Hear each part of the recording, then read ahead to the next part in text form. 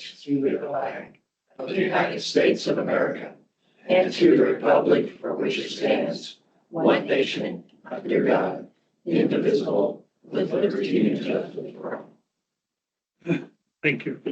Let the record show all members are present. I'm going to read the public comment policy statement.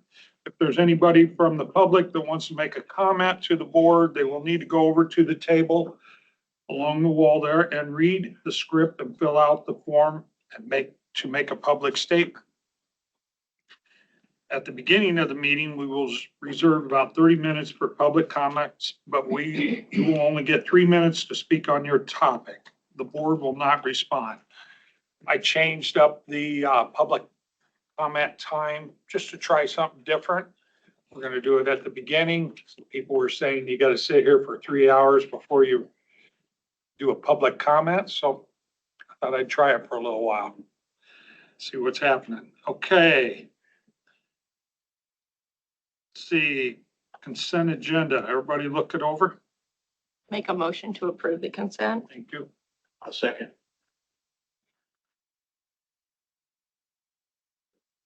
Any questions, comments? All in favor, signify by saying aye. Aye. Motion carried. Anybody against? Okay. Public comments, anybody? Want to see? Well, that worked out. Scheduled sessions. Any new hires? Nope. Okay, first up is recognize the wall that heals committee. We had the wall that heals here over Memorial Day. And there's a group of people that worked their tails off to get this done and done a lot of hours. And do any of you want to speak? No? Kate? You just assume it's probably me. Well, I think you've heard a little bit of the recap about the event at various points. But yes, it was a tremendous success, I think, for this county, for the area. And this group of individuals worked extremely hard for the better part of a year to make that event happen and welcome about 10,000 individuals over the course of Memorial Day weekend. It's hard to believe we're already coming up on the next summer holiday weekend. It feels like this just happened. But I know I'm very appreciative for this committee and all of the time they put into both leading up to and during the event. I think the number of hours over that weekend was vast, but absolutely worth it. And we had so many individuals who came up to all of us at various points and thanked us for making this event happen and who shared really touching, heartfelt, and very emotional stories. And I know that really stuck with us. And so did all the volunteers. We had so many volunteers who had signed up for one shift and then were back the next day and the next day. And then they were back to help disassemble the wall on the last day. So I think it really had a huge impact on everybody who was involved. Several of you were there in various capacities, and we appreciate that as well. Kate, I know you put a lot of time in covering that. We really appreciate that. Rebecca, I know you went over and above. Jake, you done superb. Brad, I know you were there constantly, weren't you? Russ, you were there. Every time I was there, you were there. For what you guys done. And then he's not sitting with the group, but don't forget somebody hiding in the front row who's also a very instrumental part of the committee as well. That was huge. You guys, that really made an impact on Council Bluffs. Had a lot of people comment. If you were down there at any time, just listen to people. They were really moved by this. And this board wants to step forward and thank you for that. And for everything you've done. The hours you put in, bringing people together and organizing it was so impressive. Anybody else? I know David Hazelwood's not here this morning. Is there anybody else from your committee that's missing? Stephen Houston was one of our volunteer coordinators. He's not present, as well as Mick Gutov, who was one of our co-chairs. Well, I know the night I was there, there was a veteran who was looking at the big map, and he had his grandchildren there. And the grandkids were asking great questions, and they obviously loved maps and loved grandpa's stories, and they were mapping it all out. And I just thought, that's just one example. And I mean, from everybody that was there, I'm sure they all had their own stories, and it was tremendous. And I applaud you all for your efforts, and I look forward to the next project that you bring forth, because I know it'll be a big success. You know, moving and touching, I heard those words multiple times when I worked there. It was a very moving event, and I was just happy to be part of it. You guys did a great job. You're only as good as your next gig, though, so you got to put together something really big for next year. That's what they say in Hollywood. So. The pressure's on now. Yeah. I went to the wall in DC 2 years ago, and that captured the feel. It really did. It was it was something. I don't know how to describe it, but it was neat. I'm a Vietnam era Marine Corps veteran. And I remember when the wall in Washington DC was installed, put up. And our comments they weren't happy about the appearance of what they had. But it has become very, very popular. And for individuals that served at that time, the U.S. Armed Services, I was very appreciative. I was out there a couple of years ago to see the wall for the first time. And to see a traveling version of that, I say hats off to all those people involved. And thank you very much for your efforts. Thank you. Oh, my big takeaway from the weekend was discovering the book that keeps getting updated as veterans pass. And I think that is very good to keep going and maybe call more awareness to. Yeah, I think even though we won't host it anytime soon, because you cannot host it immediately after having it, and I think it would be hard to top having it over Memorial Day weekend, which is such a special holiday for this specific wall, obviously, but we can certainly continue to engage and share about the In Memory program. And I think seeing so many of our local heroes who died after Vietnam or after returning from Vietnam, it was really special to see so many names and photos from just the surrounding area. And then we've got one of our MCs in the room as well. Matt Wyatt was our MC for the PTSD awareness ceremony, and we really appreciated the cross-county support, whether it was for volunteering or stepping up. Matt Wilbur also did one of the ceremonies. It was an absolute village to make this event happen. Who was in charge of the youth volunteers? The junior ROTC. Is that who it was? Yeah, and so that was kind of a happy last minute thing that I think really expanded. Brad, if you want to speak to that. Yeah, the officer in charge is Amanda Still, and the first sergeant is David Harna. And they do a great job. I work with them all the time, the ROTC kids, and they were out there a lot helping us out. I don't know what the right word for them is. They were runners, in my opinion. They took requests from people, ran to the book, came back, give them the east-west in the tile location, and it was pretty awesome to see that. Yeah, I actually have a meeting with Amanda tomorrow to see if there's other things we can do with that group, because she said they're always looking for more volunteer opportunities because they have certain requirements they have to fill. So that came out of just talking to her while she was volunteering with that group. Cool. Yeah. I was honored to volunteer down there. Honored to work with you guys too. Thank you. Okay. Thanks for doing everything you've done. Okay. Have you had enough photos? Do we need a? I mean, I don't know if I can coerce this group into another group photo, but I'm always happy to ask. Yeah. Yeah, you guys are all color coordinated. Good up there. And I didn't even ask Susan.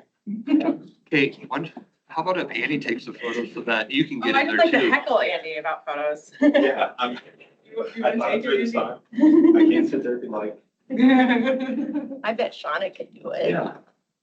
Yeah, Matt, somebody else can do it. Hey, come on up here. Right middle.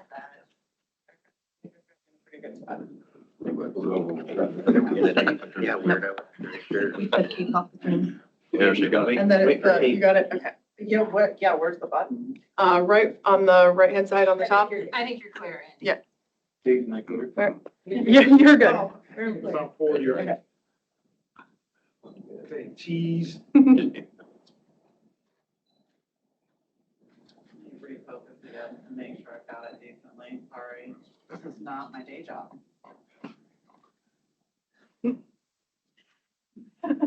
I'm sure you got it. She does. Right. You're still happy. Thank you.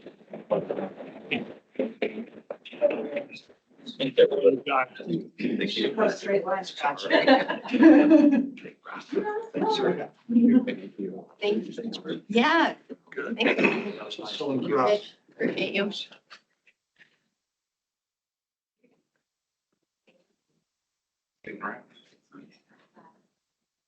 Okay, next up, for Caleb Champlin, Senior Administrator, Assistant Jail, and Brandy Brenzel, Office Coordinator, Sheriff's Office, and Kate Gerber, Director of Public Relations.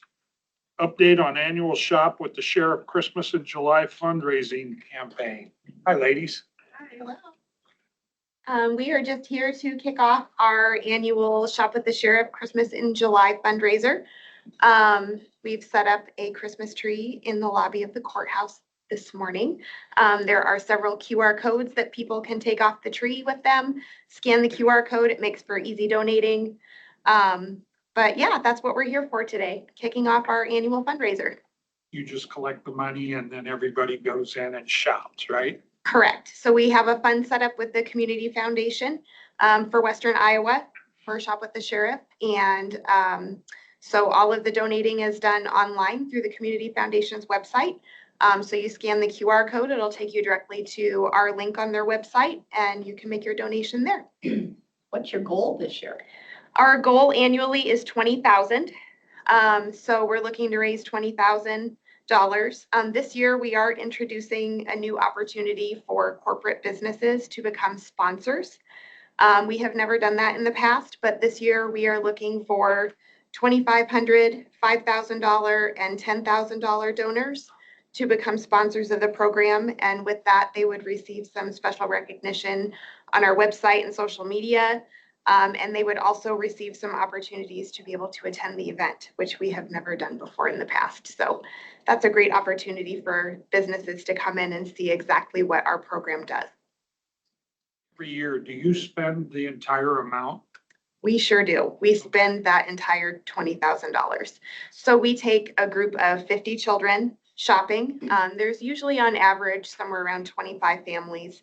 50 children from all 5 county schools, which consists of Trainer, Underwood, AHSTW, Tri-Center, and Riverside.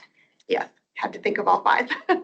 So we work with the schools. Once school gets started in August, we start contacting the schools and we work with them and they send us nominations for kids. We ask for 10 from each school to get our total of 50.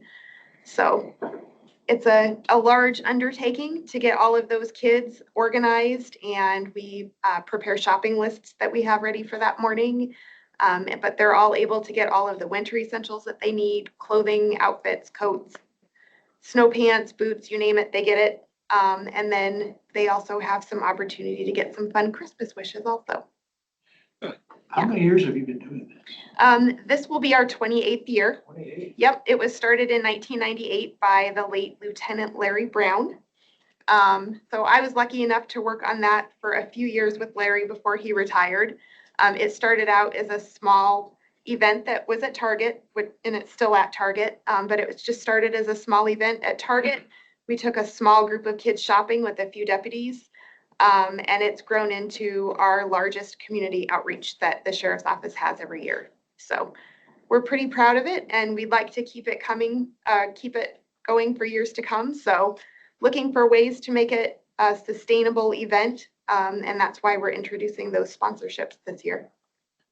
That's neat. Thank you. And Yeah. this is the second year for Christmas in July. Yes. We introduced that last year because the program had lost its primary fundraising source. And last year, I believe, Rakela, was it just over $7,000 that we raised during Christmas in July? We did, yes. And So for we're- annually, we surpassed our $20,000 goal. So that was a big win for us. Randy, do you have anything to add? Rakela talks for me. Well, it's a great program and I know you guys put your heart and soul into it and I appreciate it. Thank you for doing that. Yep. Okay. That it? That's it. Thank you for having Okay, us. thanks for coming and telling us about it. Yeah. Hope it's a resounding success again. We do too. Thank you. Garfield, are we gonna get a poll for her office? We're working on it. I've been working with, I can't hear you with that donut in your mouth. I'm sorry. We're working on it. We're working with Trish on coming up with a plan for that. So we're Okay. still working on getting that wall fixed, so. I think it's a good idea to get something in there to, Something in there, yeah. We're looking at some different ballots and Thank different things, so. okay, so we know about the situation with her office, correct? With the car We hitting, do. okay, so, People on the video don't. okay, so we had a situation at the jail where a gentleman drove right into Right Brigadiers' into my office. office. And as a person who goes to the jail once a week with the US Marshals, I can see where that could happen again, if not on purpose, then by accident. And I think that we need to take care of our, all of our employees, but our valued employees, and make sure that we minimize that from happening again. So I ask that when we take a look at the reconstruction, that we do something on the safety side as well. We are. Good, thank you. That helps explain it. Yeah, I forget that we have a larger audience that I don't always reach out to. Thank you. You bet, thank you. Okay, thanks, ladies. Thank you.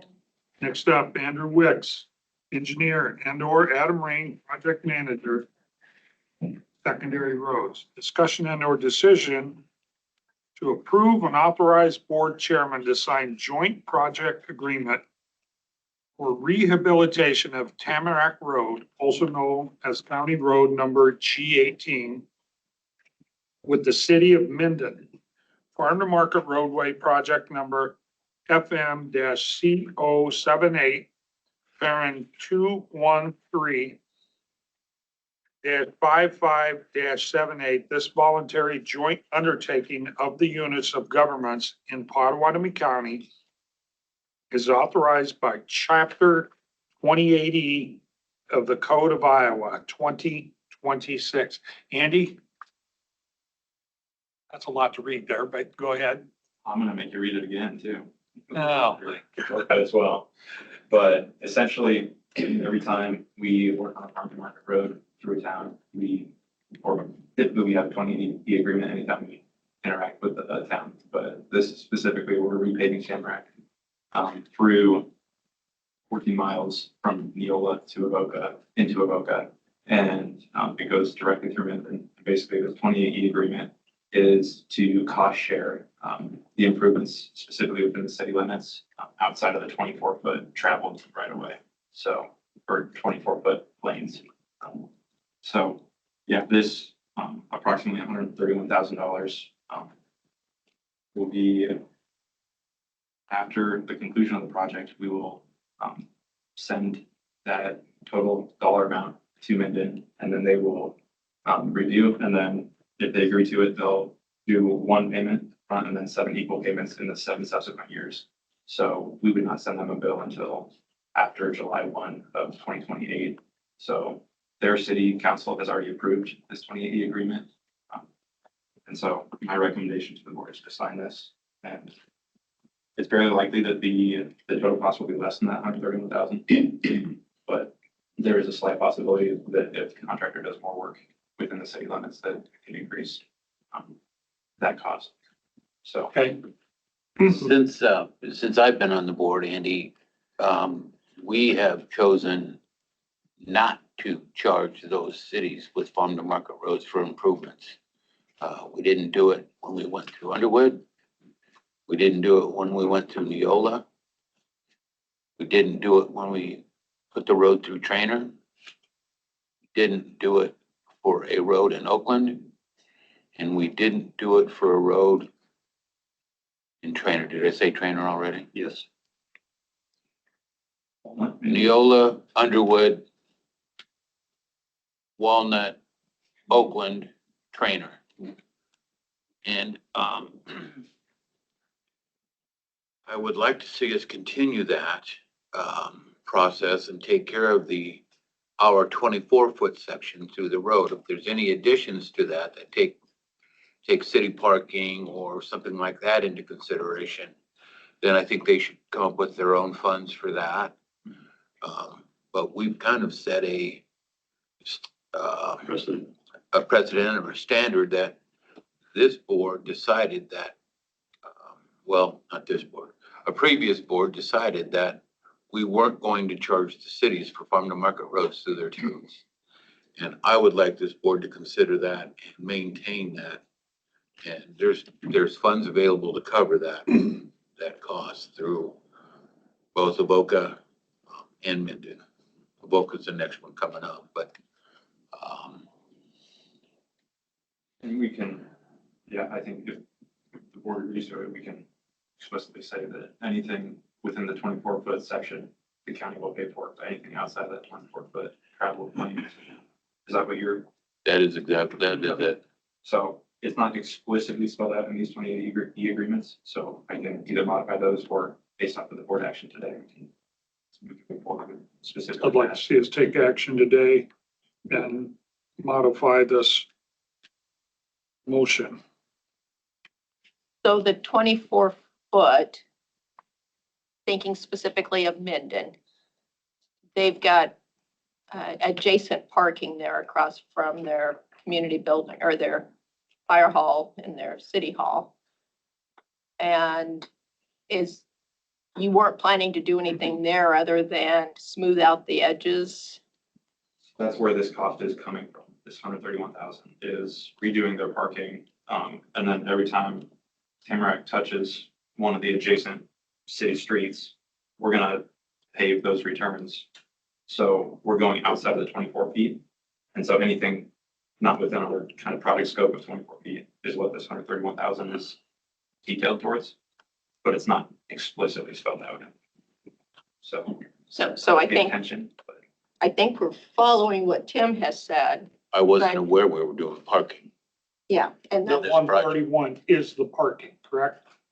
correct. Yep, the parking and then the ramp returns. Okay. ramp. Or the roadway return. So like Tamarack splits off into First Street or Broadway Street, and we're gonna do like 5 or 10 feet of Broadway Street. Because that pavement Positions. would not hold up well if we just cut it out and slap asphalt next to it. So we're gonna expand our project scope slightly outside of the 24 feet. And so each one of those pieces where we go onto Second Street or Brady Street, we're only going 5 or 10 feet on those, but that additional cost could be up to $131,000. Does that change your opinion? It does. I wasn't aware that we were doing parking for them. And the city council knew that this was for parking. Correct. Yeah. Okay, okay. And the city knows it's gonna be a new street and they want it all to look, It kind of looks silly if you have a brand new road and then your parking is parking. So Mhm. then I should have explicitly told them. So that is my fault. Nobody's fault. I mean, I'm glad that, we're not charging them for the road going through their town. Correct. Yeah, 24-foot road, you're not charging. Okay. do we have a timeline for that? So the late start construction date is July 7th, and we just got a note from the contractor saying that that's gonna be pushed a little later. So, Yeah, because they've got their celebration July 11th. so yeah, we will not be starting at milling. Yeah, so it's August, September. And we've notified them harvest. And yeah, we're in constant communication, and I can get you guys a specific start date after this. No, I just wanted to know I just wanted to make sure it wasn't gonna be July 10th when we started tearing up their town. Correct. Yeah, it's looking like August. All right, Okay, I'll make a motion to approve. all right. I'll second the motion.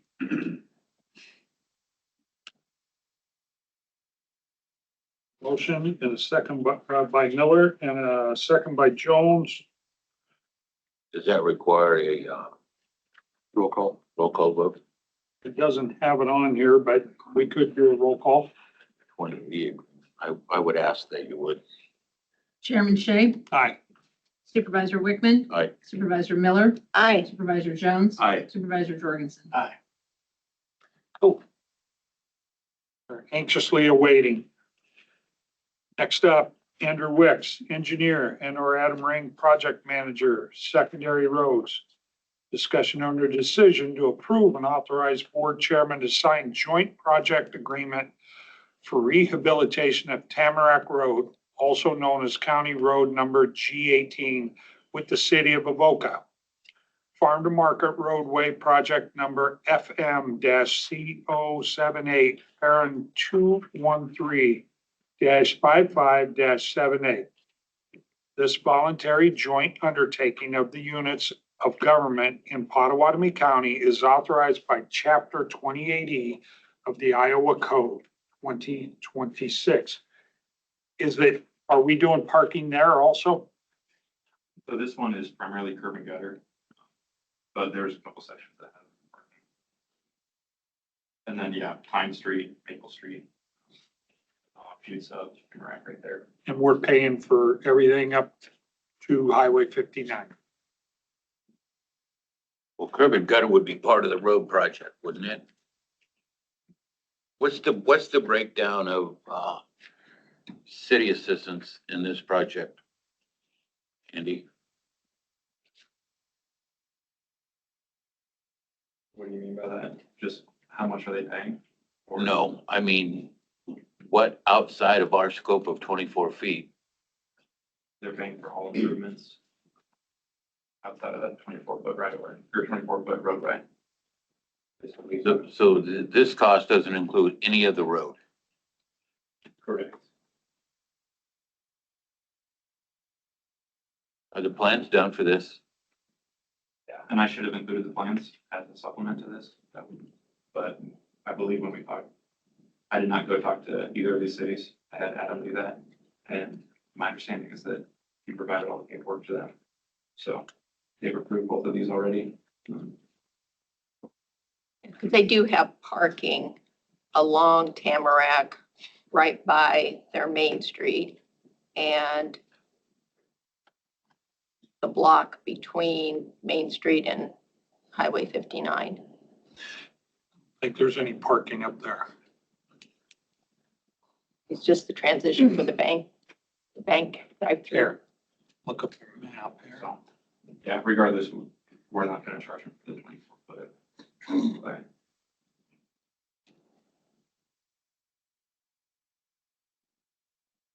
But yeah, there's several driveways. I mean, Titan Machinery has several driveways. And that's the 172,000. Correct. 172. We're not doing anything with their driveway, are we? I believe we are. I have to get the plan. Well, we can't use county funds for private purpose. Well, that's It why, can't be a driveway. that's why Avoca is paying. But we did the design and they agreed to that improvement. Oh, but you're saying private property. Right. I'd have to look at the design on that. Maybe we're not touching the driveway. I thought we were. No, it's probably just a transition to the driveway. And Mitch just brought up a good point that there's probably some ADA compliance that we had to address in front of Titan. I did not have plans of, but We're just paying, the county's just paying for the 12-foot. correct, 12-foot roadways. Yep. And the city's paying for the other, Everything outside of that 24. just like we do. Are the plans done for this project? Yep. Can you send them to the board? Absolutely. So on Tamarack at Main Street, it crosses, I think they've got some brick in the roadway. Is that, I know it's all crumbled, is that brick coming out and we're just replacing it with asphalt?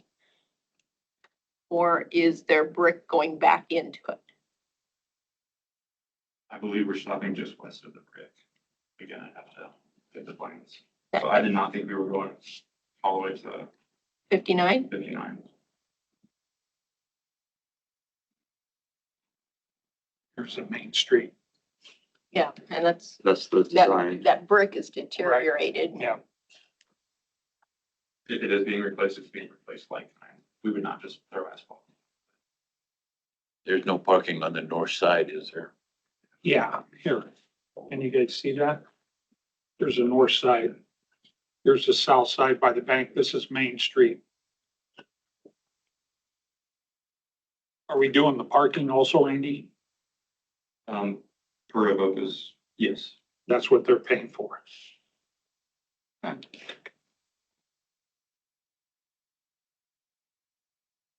Crumbling bricks are staying in place. That was part of that grant years ago when they redone Main Street.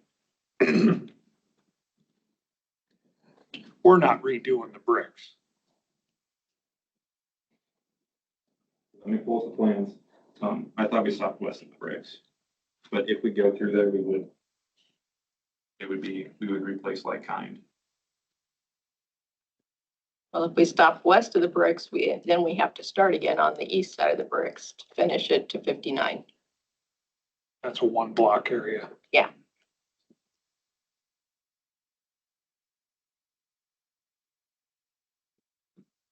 See it? Yeah, so.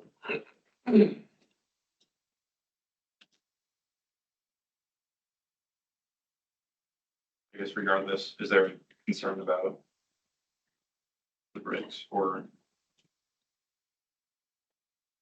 My thought is that we can still approve this and then, I just wanted to make sure that Avoca didn't think that their cost to replace the bricks was included in that 170,000, that we are just doing the asphalt work. 24-foot road is all we're doing. With curb and gutter.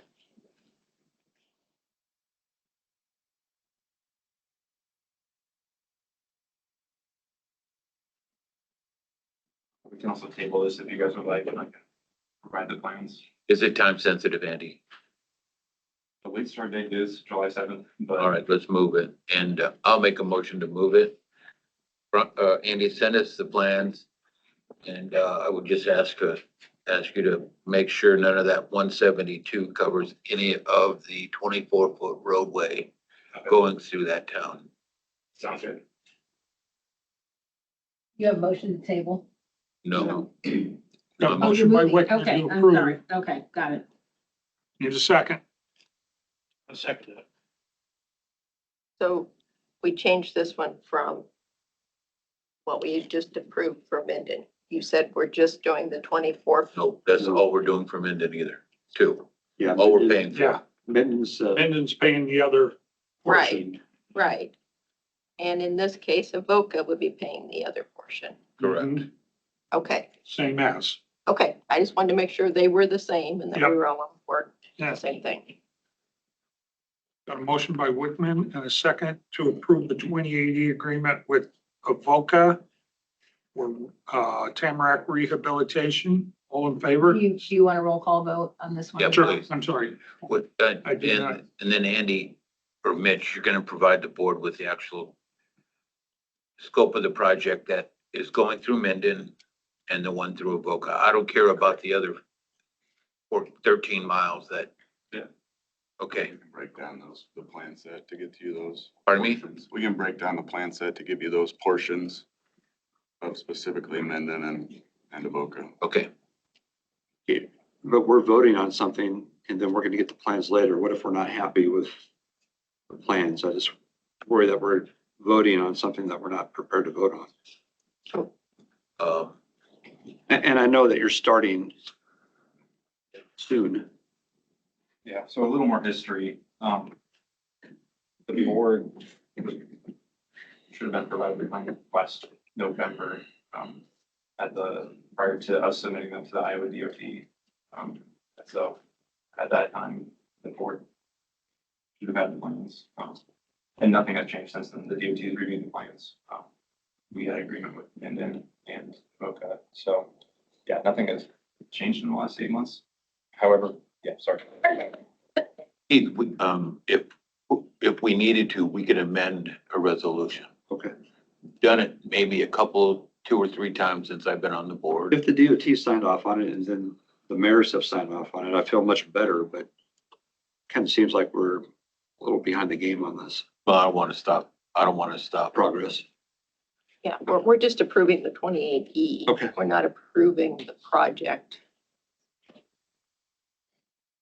I really don't have any. We can amend if we absolutely need to. And I understand what Susan's saying. We're approving the 2080, not the project itself. So I understand.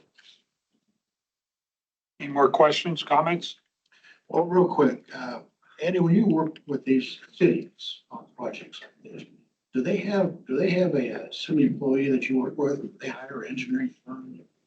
Both of these towns have a city engineer. And a city, They contract out a city engineer. They So that would be a contractor or a consultant. So we call them the city engineers, but typically Snyder is who we work with. okay, fine, they can. And they try to advocate for their municipality. Ryan, you might remember this when we went through Neola. They did their own Yeah. project outside the scope of our 24-foot road. That's all that I want to make sure that we're doing. When we had the flood issue in Crescent, did the 24-foot also, and we did everything else. And that's, yeah, same. That's all we did. So Okay. Roll call, please. Chairman Shay, Aye. Supervisor Jones, Aye. Supervisor Miller, Aye. Supervisor Wickman. Aye. Supervisor Jorgensen. Thank you.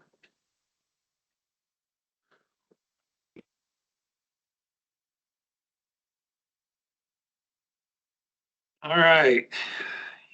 Andy Wicks, discussion under a decision to approve and authorize board to sign resolution number 43-2026 for the establishment of two-way stop control at the intersection of 230th and Chestnut Road. So this should be in the study package as well. And so page 1 is all we're looking at for this resolution. But currently, this road is uncontrolled. So the 4-way intersection. And the MUTCD, or the Manual for Uniform Traffic Control Devices, which is a national Federal Highway Administration publishes this MUTCD. And it's a document that guides all traffic decisions for where stop signs go, what horizontal curves look like, how you stripe a road. And currently, we have a 4-way intersection that has no stop signs, no yield signs, and there has not been a crash here yet. However, according to the MUTCD, the recommendation is to put up a 2-way stop control. So on this map, I have identified the road names at 230th Street, Chestnut. The AADT is average annual daily traffic. So how many vehicles typically go on each of these roads a day? So obviously the south side of the intersection, Crawford Lane, there's only about 10 vehicles a day that go there or come out of there. So they're probably stopping anyways. However, without a stop sign, the county could be liable for if there was a crash. So my recommendation, per state code, I need a resolution by the board to install stop signs. And I would like to put a stop sign southbound on 230th Street and northbound on Crawford Lane at Chestnut Road for this map. This is okay. Any liability, doesn't the yield the right of way always come into play, Andy? So I it's a mean, muddy water. Yeah, as an officer, they can choose to assign liability to. I don't have any issues with stop sign. I'll move that for you, Brian. Okay. Is there anybody opposed to this stop sign like we had before? Do we notify the residents in that area? We have not. Okay. The plan was to notify the sheriff department and the residents after this was approved. You just answered my question. I wanted to know if you'd already talked to the sheriff's office about these recommendations. So we told them that we were going to bring some stuff to the board, but I did not tell them the specific location. I'll second the motion. Don't we put up a a sign ahead of the stop sign that says stop ahead?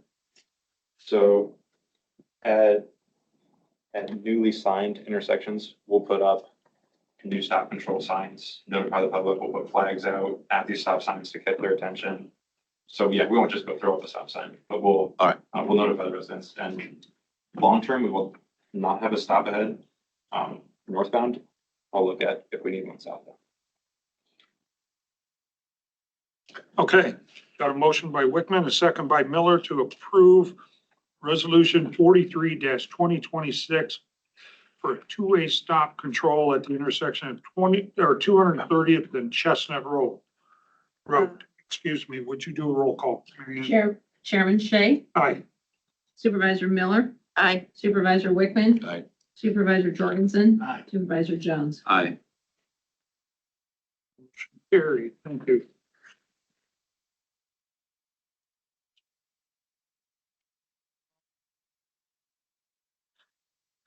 Okay.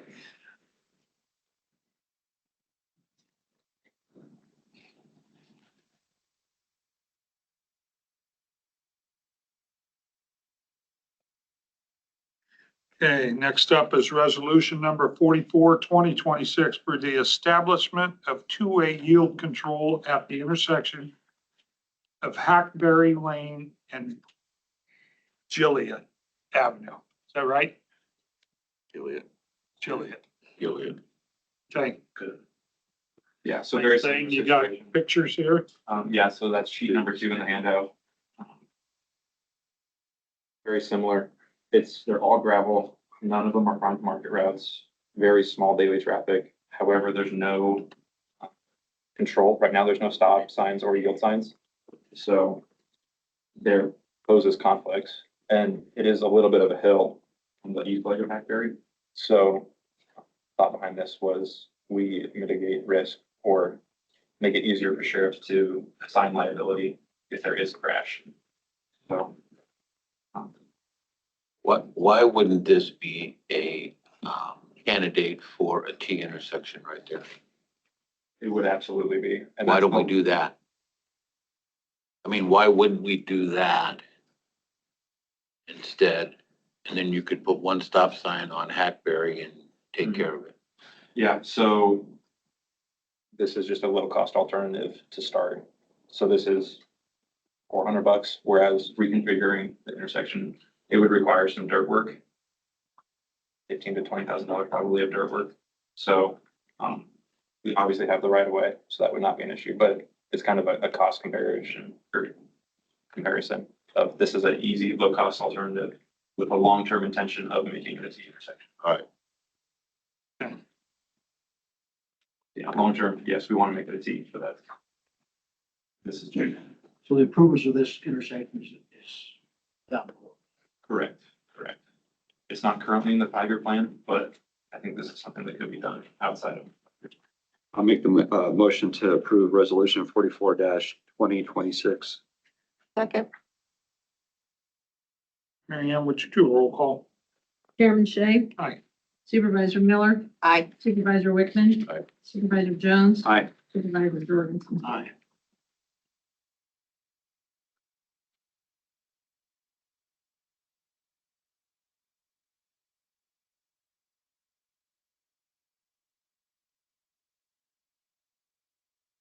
There you go.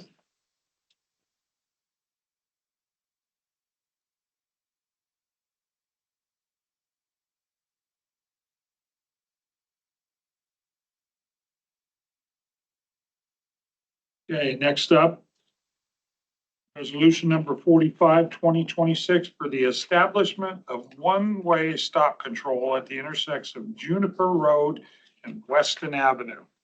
So move.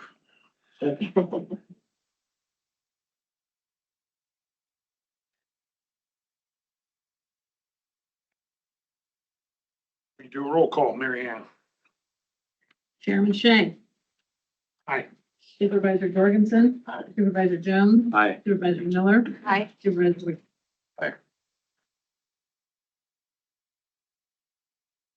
Motion carried, thank you. Zach, you got that other sheet? I passed it on. No, there's one, Mary Ann. This one, it's right here. Okay. Next up, a resolution 46, 2026 for the establishment of one-way stop control at the intersection of Sycamore Road and 298th Street.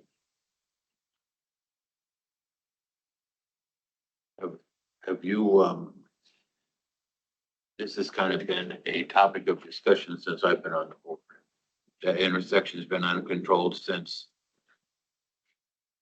forever. This is a road that takes you to Arrowhead Park. Correct. And so if you put one stop sign there for, on 200 and, oh, it would be on Sycamore, right? Mhm. All right, if you're coming from the west, let's call it west. And there's another car coming from the east. And the one coming from the west wants to turn. What's there? Is there a stop sign there? Well, part of the problem on 298th Street is you're coming down a hill. Mm-hmm. It doesn't matter. I mean, I think the locals are gonna be a little disappointed in this, but whatever. What kind of signage do we have there today? So we currently have a stop sign, and I should have called it out better, but there's a stop sign going northbound for the bottom leg, the south leg of that intersection. So 298th Street, AADT of 130, that does currently have a stop sign. And that, according to the MUTCD, is not how you stop control a three-way intersection. So currently, I would assign, if someone is leaving Arrowhead Park, going westbound on Sycamore, if they want to go get some bait from Maverick gas station there, they don't need to stop. They can pull right through, but they could get T-boned by someone coming from the old, Wait for another one. because there's no stop control southbound either. So, MUTCD says you stop control the little of the little leg of the T, every time. And so the fact that this is signed differently poses a safety risk. And we only have one crash in the past 5 years here. However, as Arrowhead continues to become more popular and Neola grows, I just foresee traffic volumes continuing to grow. They come and go get pretty busy there. Yeah. Yeah, exactly. And that's kind of another issue, but yeah, their private driveways are not stop controlled here. So my recommendation is to put a stop sign on the right leg or the east leg of that intersection on Sycamore Road and remove the stop sign at the gas station. And I think initially the argument for signing it the way it was because it was 298th is a farm, or sorry, the north leg of 298th is farm to market, Sycamore is a farm to market. However, that south leg is also a farm to market route. So I think the argument is moved. Since they're all farm to market routes, each leg of that end. Needs a little more control there, I think. I really do. And so I just talked to Jeff Franco yesterday. And so I'll end up probably having to do a little bit of PR for people at the campgrounds as well, but. Well, it won't be the campground users that complain about it. It'll be the people that have lived on it forever. Get used to it. Oh, Yeah, they're probably used to a rolling ride anyways. I talked to one person yesterday who said that they stop there regardless. And then they wonder why people northbound are stopping, but anyways, to be MUTCD compliant, they need to have a stop sign or some control on this little leg of the intersection. I'll make the motion to approve resolution number 46-2026. I'll second that. we do a roll call, Mary Ann. Chairman Shay, Aye. Supervisor Jorgensen, Supervisor Wickman, Sure. Supervisor Miller, Aye. Supervisor Jones. Aye. Thanks, Andy. Donuts, if anybody's falling asleep. I ate one before. before we came in here. Happy birthday. You traveling with donuts or? His birthday.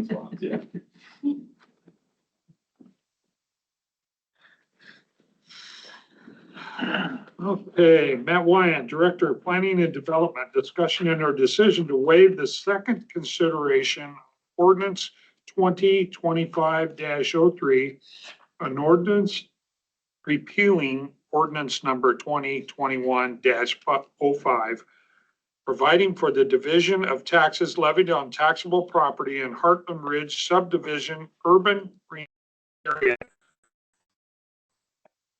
Thank you. Yes. So Explain. procedurally on this, when we as a county go through and we adopt our new ordinances on there, we publish a summary, right? And that waives the consideration to it. We don't take formal action like this typically in that process of doing it because it's something that we just do historically as we adopt our ordinances. Attorneys in this process, they want this formal action taken stating that we're waiving those things and that we're going to do the publications for it. So that is this first agenda item that we were. And we did, Jeanette and Pam reached out to Matt Wilbur. Matt Wilbur read it through as well. And his comments on it are is that 331.3026A generally requires consideration in two separate meetings, but the board can waive the second consideration requirement. He does recommend that being done via roll call vote if we are going this route. Why do we waive that second? Are we on time constraint? We don't really have a time constraint on this one. It's the way that the attorneys from Dorsey worked it up for us. They did say that if you all choose to not go that route, then we need to let them know as soon as possible so that they can prepare further proceedings for that. So on this section of it, what we're doing when we're repealing that old ordinance, I don't know that you're going to get a lot of public input saying, I don't want that ordinance for that TIF area repealed on there. I mean, this is more the request of the developers and what the county has already agreed to with them and the modifications that have now been agreed to and the changes that we're going to move forward with.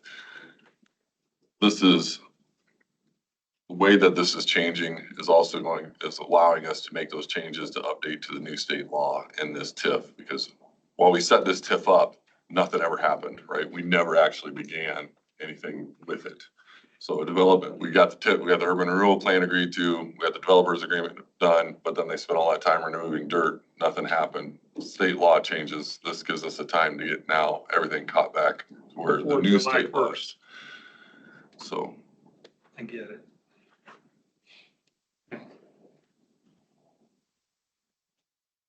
I like working with John Danos. He's pretty knowledgeable on the TIF. Okay. Questions, comments? A lot to wrap your head around. It is. My first deal. Well, I'll move this forward. Thank you. I'll second it. Matt, the primary reason for this is the state law, right?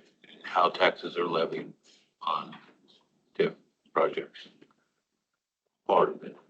It's part of it. The main reason, the main driver behind it is the developer coming back after agreements with secondary roads department to add in curb and gutter into this new subdivision. So that they wanted an adjustment with their developers agreement. And we have adjusted that development agreement, extending timelines numerous times. This is kind of a final, they're out there moving dirt right now to get to put the roads in. So, I mean, And that development agreement is forthcoming. that will be forthcoming after the July 28th pieces. After the July 28th, what? Further down in the agenda here, we're going to ask you to set a public hearing date as of July 28th. Okay. Got a motion by Jorgensen, a second by Whitman to proceed with ordinance number 2025-03. We need roll call, correct? Yeah, Chairman Shank, aye. Supervisor Miller, Aye. Supervisor Wickman, We are repealing. Yes, Okay. the 2021. Right. Aye. Sorry, I should have read that. Supervisor Jones, I, Supervisor Jorgensen. Aye. Repealing 2021-05. Motion carried. Thank you. Matt Wyatt, Director of Planning and Development. Discussion and or decision to approve and authorize the board to sign ordinance number 2026-03 entitled an ordinance repealing ordinance number 2021-05, providing for the division of taxes levied on taxable property in the Heartland Ridge subdivision urban renewal area. Matthew. So this is then the ordinance, repealing ordinance 2125. I think it was provided in your packet there. It's a short one. It's an ordinance repealing ordinance number 2021-05, providing for the divisions of taxes levied on taxable property in Heartland Ridge subdivision urban renewal area. Whereas the Board of Supervisors, the Board of Potawatomi County, Iowa, the county previously enacted ordinance 2021-05 dated September 14th, 2021, the ordinance providing for the division of taxes levied on taxable property in the Heartland Ridge subdivision urban renewal area pursuant to section 403.19 of the Code of Iowa. Whereas it is now necessary for the board to take action to repeal the ordinance and then being enacted, that we are then repealing the ordinance. And again, further on the agenda, then we're going to set the date for adoption of the new ordinance. I'll make the motion to approve. Okay. I'll second that.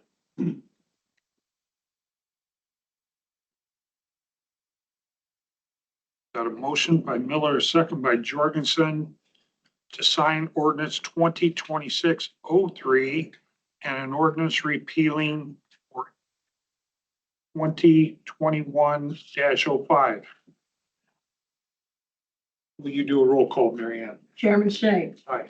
Supervisor Jones, I, Supervisor Wickman, Aye. Supervisor Jorgensen, Aye. Supervisor Miller. Aye.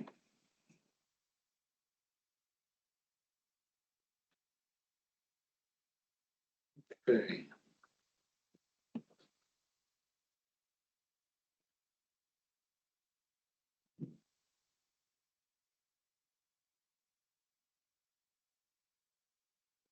Now Wyatt, Director of Planning and Development, discussion and decision to approve and authorize board to sign resolution 47-2026 to set a date for public hearing on amendment to the urban renewal plan for Heartland Ridge urban renewal area.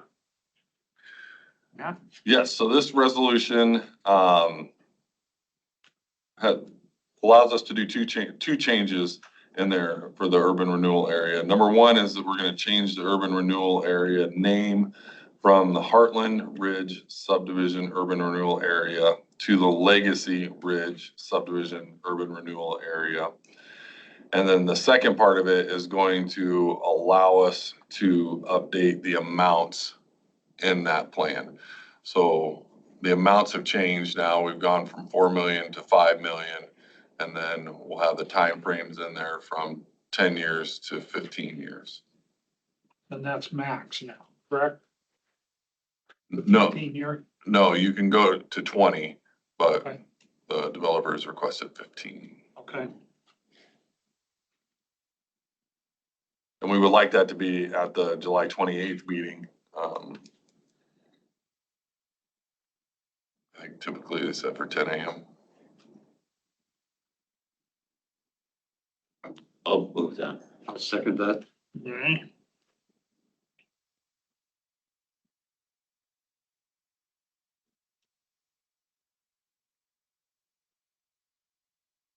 Okay.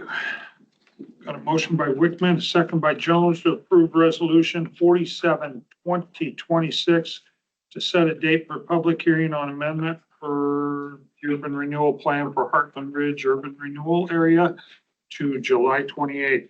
Will you do a roll call, please? Chairman Shay. Aye. Supervisor Jorgensen. Aye. Supervisor Jones. Aye. Supervisor Miller. Aye. Supervisor Wickman. Thanks, Matt. Thank you all. Down to you. Motion approved or carried. Next up, Becky Linehan, Finance and Tax Officer, Auditor's Office. Discussion under decision to approve and authorize the board to sign resolution number 41/2026 entitled Resolution for Transfer from Rural Services Fund to Impact Fund. Morning. Morning. Marianne has probably given you a memo. There's a lot of controversy on this, so I guess that decision ultimately lays on the board as to what they would like to do. Here's a little bit of the history, and Matt, help me if I make a mistake here. When Mid-American Energy did their repowering plan, the permit fees were close to $1 million. Is that right? Right. And the board at that time chose to take those excess permit fees and create an impact fund for economic development in the rural parts of Potawatomi County only. We used some of those funds to develop the industrial park. What was that guy's name? Armstrong Development. Armstrong Development. And that might have been before, well, I know you don't know anything about it. I don't remember if you two were on the board or not. And that created, I don't know, $100 million worth of assessed value in that project now. I don't think it's quite that much. I think it's probably around 30 million. Is that all it is? And 300 jobs. 300 jobs, I remember And that. that's, so part of the agreement with the Armstrong development was that we were going to use some of those funds to put back into the impact fund. So we're building that back up. And these are excess fees from this last fiscal year that I would like the board to move from the Rural Services Fund to the Impact Fund to help assist with other economic development opportunities in the county. Can't be in a city, it has to be rurally spent. And I talked to Matt yesterday and he believes that 204,000 is correct. Is that still? When I checked into this morning, I think we're at 458,000 and some change in there for building permit fees. We had a pretty good month. But part of those fees you budgeted for revenue. $230,000 of that is budgeted as revenue for. So, with that, I would make the motion to, authorize the board to sign resolution 41/2026 to transfer 204,644 from the Rural Services Fund to the Impact Fund. What number is the impact fund? 0049. It was created for TIP purposes down there in that Armstrong development back in 1920. Well, I guess what everybody's always concerned about this 2% from the state. And our only way out of it is to grow out. We ain't gonna get out of it. We have to grow. It's imperative we grow. And I think this fund, whatever, it is so important for us to help make things happen. I'll second. Okay? Okay, so the motion, the resolution talks about the transfer from the rural basic fund.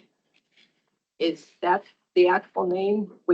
I think the motion was rural services fund, and I just want to make sure we're using the right Our name. Tyler system, it is called Rural Services Basic Fund. You want me to amend my motion to say the Rural Services Basic Fund? I can certainly do that. Yeah. Okay. It is the fund that is I concur, yeah. taxed to the rural taxpayers. And what other uses have we paid for out of that impact fund? We paid for the housing study that came out for Potawatomi County Rural Housing Study.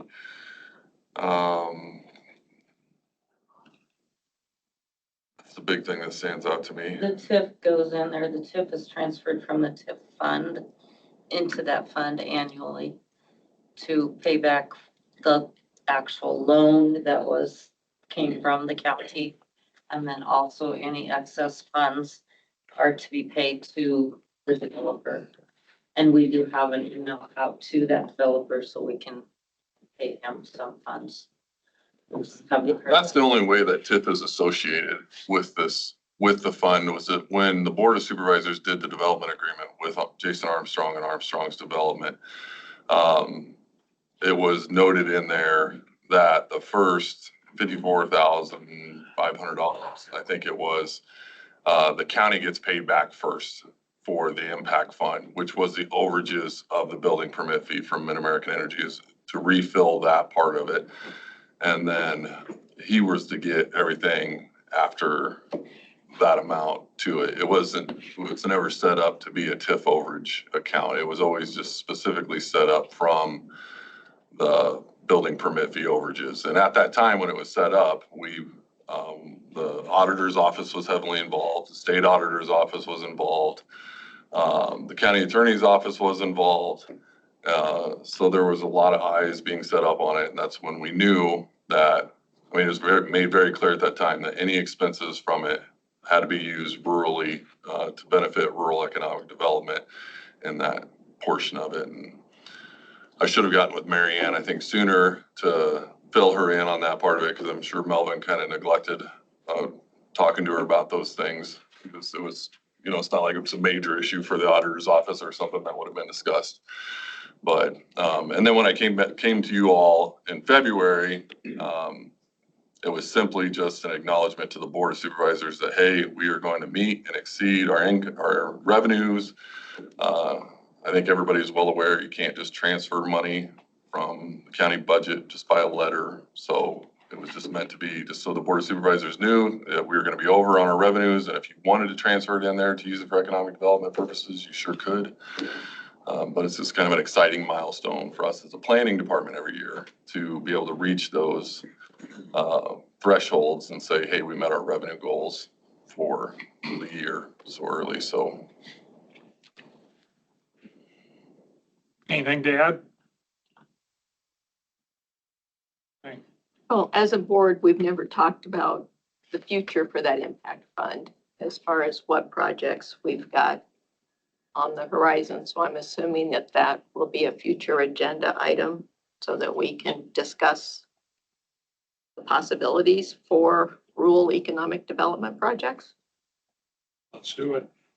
I think that, if somebody approached our planning department on a development, Matt would certainly let us know and would also let us know if the impact fund could be used for any of the assistance to make sure that development happens.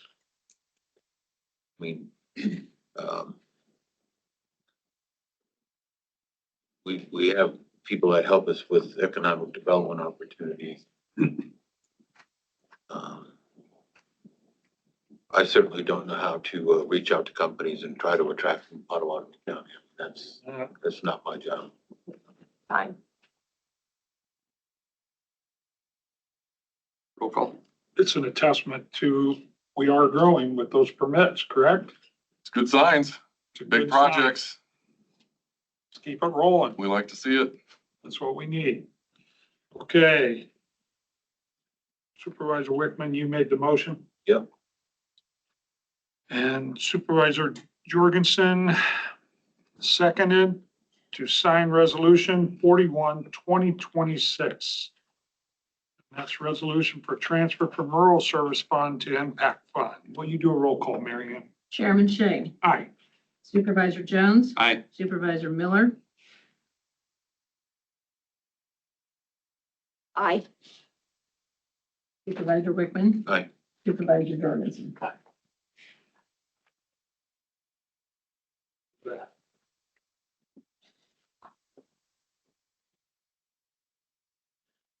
Motion carried.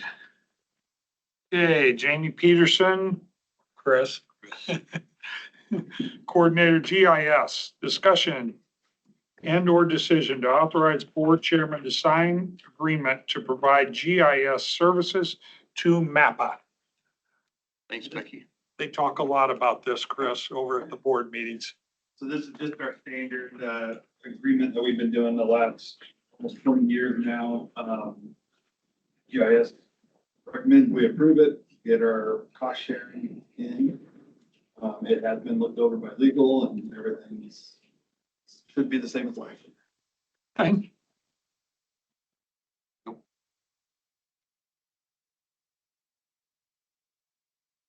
I'll make the motion to approve. Oh, I'll second. thanks, Steve. Yeah, moving slow today. Got a motion by Miller, a second by Jorgensen to approve the chairman to sign agreement to provide GIS services to MAPPA. All in favor signify by saying aye. Aye. Those opposed? Thanks, Chris. There should be 2 copies for signature and all the rest for people.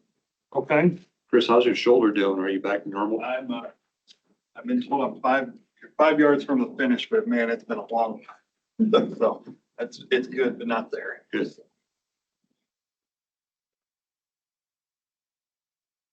think you'll need to have Jeanette make a couple copies, okay?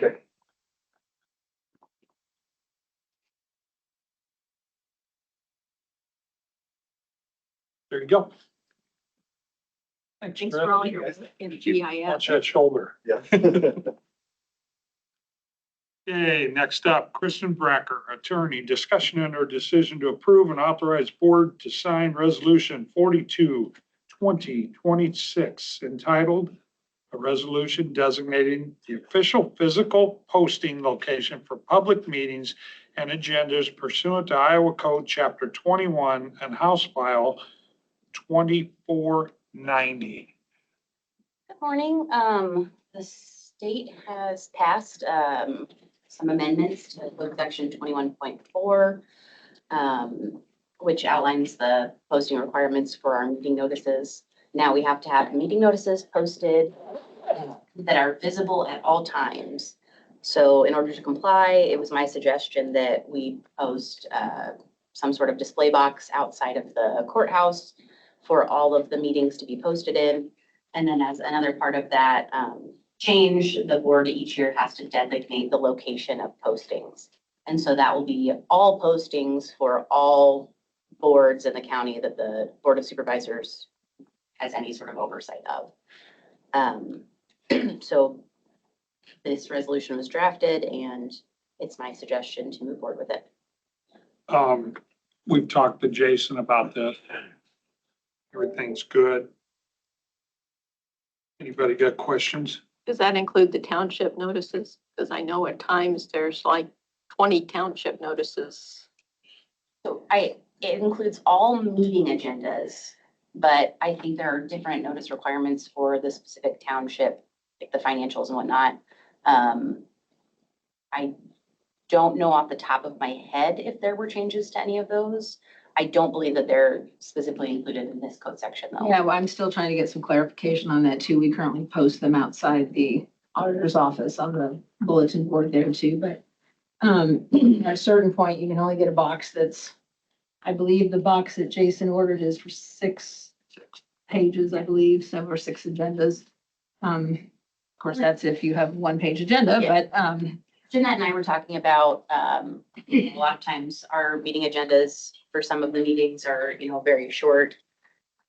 Parts of the page, if there are several meetings, we can, post those kind of consolidated in a way that is still viewable.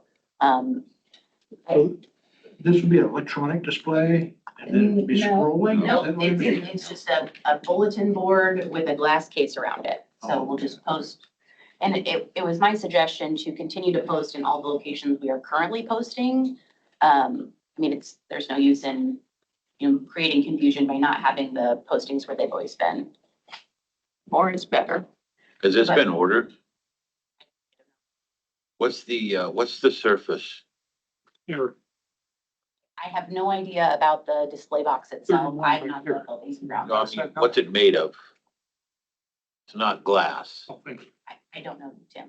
no, it's a Probably plexiglass plexiglass. cover. Generally, they don't have. Yeah, I'm looking at this right now. Yeah, Okay. it's described as a lockbox. Um, No, it's not We either. put one up in Crescent years ago.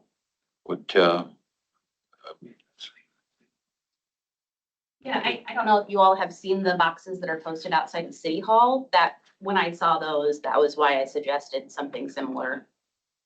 Council Bluffs City Hall. Yep, council. it's been defaced though, right? Ours will be too. I don't think it's been permanently defaced. I think they were able to clean it off. This is the change to the code section. We now have to post notices that are visible 24/7. So I guess if the board has a different suggestion as to how to do that, go for it, but we have to comply with the changes. So somehow the agendas have to be posted visible at all times, in addition to electronic posting, because they do state in the code that electronic notice is not sufficient for this. Starting July 1st. Starting July 1st. So we have to have it up tomorrow? Well, we don't have we do have a meeting. Thursday. Which Jeanette and I did speak about that. I think in the meantime, until a box is ordered or installed, we could potentially post the notices by taping them to the window. I don't think that's a super secure method. But I don't think that would be a problem in the short term. This was the legislature's desire to have agendas posted in a conspicuous place in an attempt to, because I know there were complaints to the legislature about, well, we can't participate in the meetings because we don't even know when they are. And well, if you want to, one could suggest that you could find it, but nonetheless, that's where this was coming from, is their desire to have agendas posted as conspicuously as possible so that there is no issue with anyone being able to attend or participate if they wanted to. So this display would have to be illuminated at night? There are no requirements in the code saying that it has to be illuminated. No, Does it have to be that location? The board can pick where the postings are going, Could it be inside of a door? no, as long as it's gotta be visible at all times. At all times. Well, some cities, you could see it through the door. You could see it through the door. But you have to climb the stairs to get to it. Unless you posted it where the lift is. But even then, it's rather dark. Post it where? Where the lift is. If you posted it like on the inside of the window where the lift is downstairs, the lift, this is But another it's- view of. but them, it's too. fairly dark Like, there, so. I know from my own personal experience that I drive up to the Carson Community Building. They've got the agenda taped to the door. I can see what's going on and decide at that moment if I'm going to go to the meeting or not. It would be the similar. People can pull in through the parking, step out of their car, go read the agenda and decide if they're going to participate. I don't, Remain in compliance. I think we do it and we see how it works.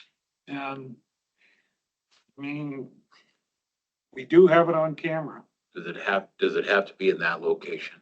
The board can set the location. There are no restrictions on location. You can put it wherever you I want don't as see long a as it's problem conspicuously with displayed. changing the location. What are you thinking? I'm just thinking somewhere where they either have to walk up the stairs or the ramps to damage it. It is on camera, correct? Yes. I think the purpose of the change in the code was to make it as easy for the general public to see the meeting agendas as possible. I understand that there is some concern that the box that the agendas are posted in may be vandalized, but I do believe that it is under camera, and I do believe that, you know, generally, if the courthouse is ever vandalized, we take action in the way that we are able to as a county against that vandalism. So I do know that every time I walk by the city boxes, they look like they're in good shape, and they've been up for a handful of months now. So if we're using the same thing they used, I think that's a great idea. I'll make the motion that we adopt the resolution. Thank you. I'll second. So thank you for bringing this forward. I haven't had a chance personally to decipher all of the decisions and what the legislature passed last year. Is there anything else that becomes effective tomorrow that we haven't had time to find yet? Speed limit. Road signs. Yeah. Well, Andy's going to talk about that. There are a few things, I mean, there were lots of laws passed. So I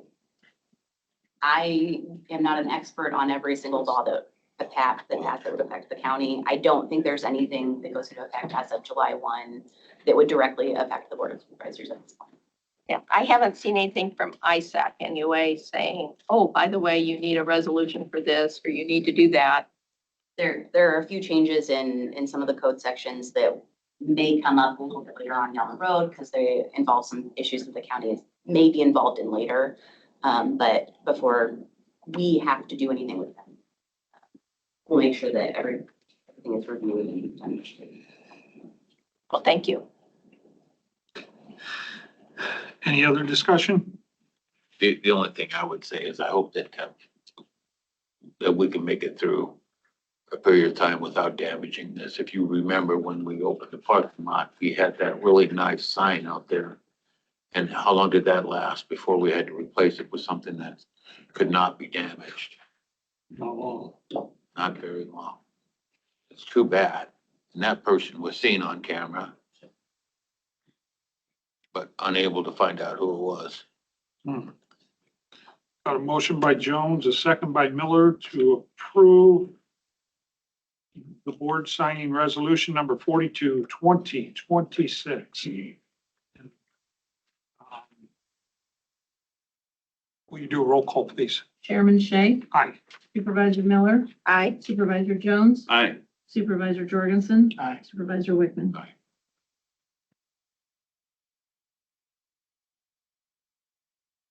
That motion carries.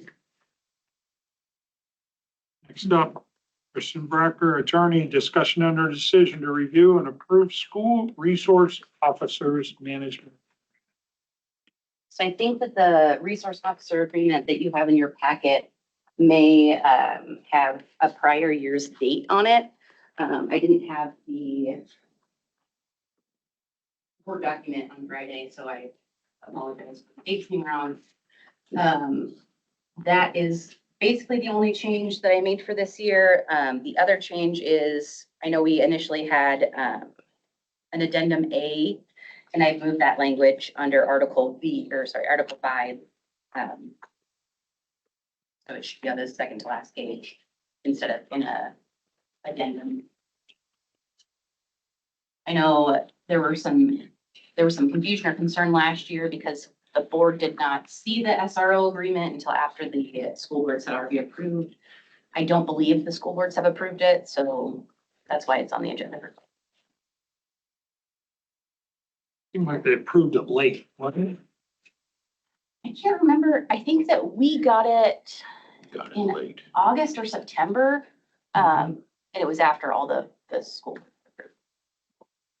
So I put it on my calendar last year to get done by the end of June this year so that we could get it. The The only thing I would like to see changed in it is that we need to, I would like to see us consider changing the rate. The third year with this.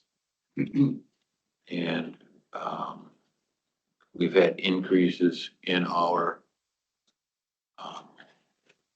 deputies' salaries. We've had increases in health costs. And, Keith, you weren't here, but, um, we have no way to actually levy fairly for this.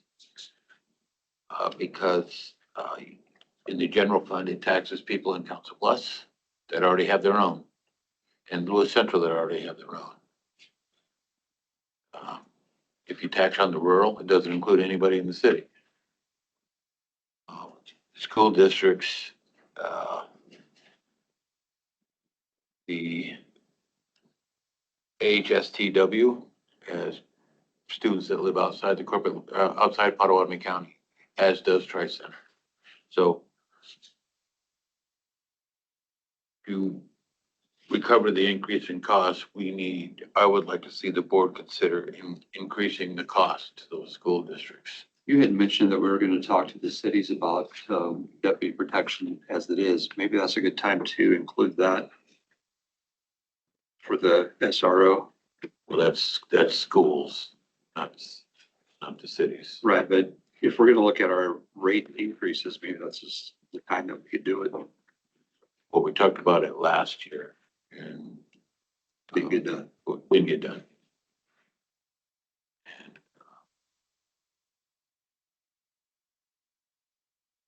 I would like the board to consider a 10% increase or $10,000 more, which would be $2,500.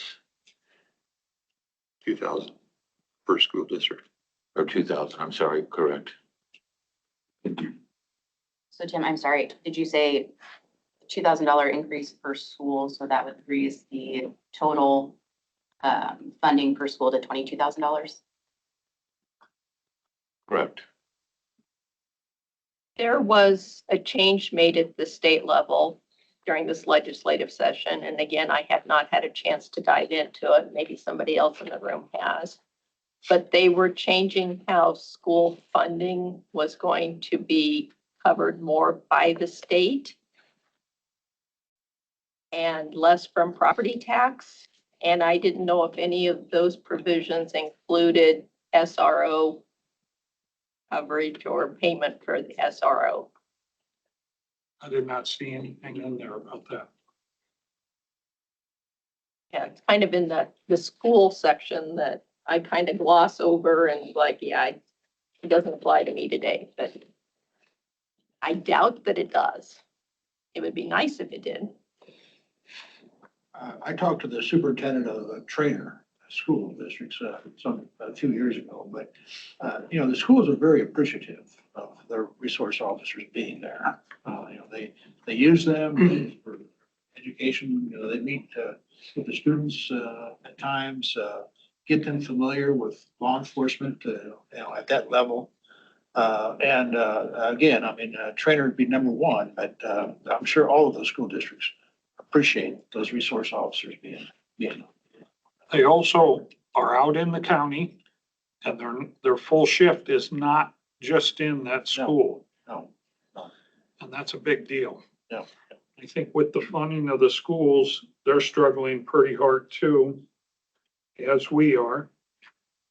And the sheriff and chief deputy think this is a fantastic program here. So Yeah.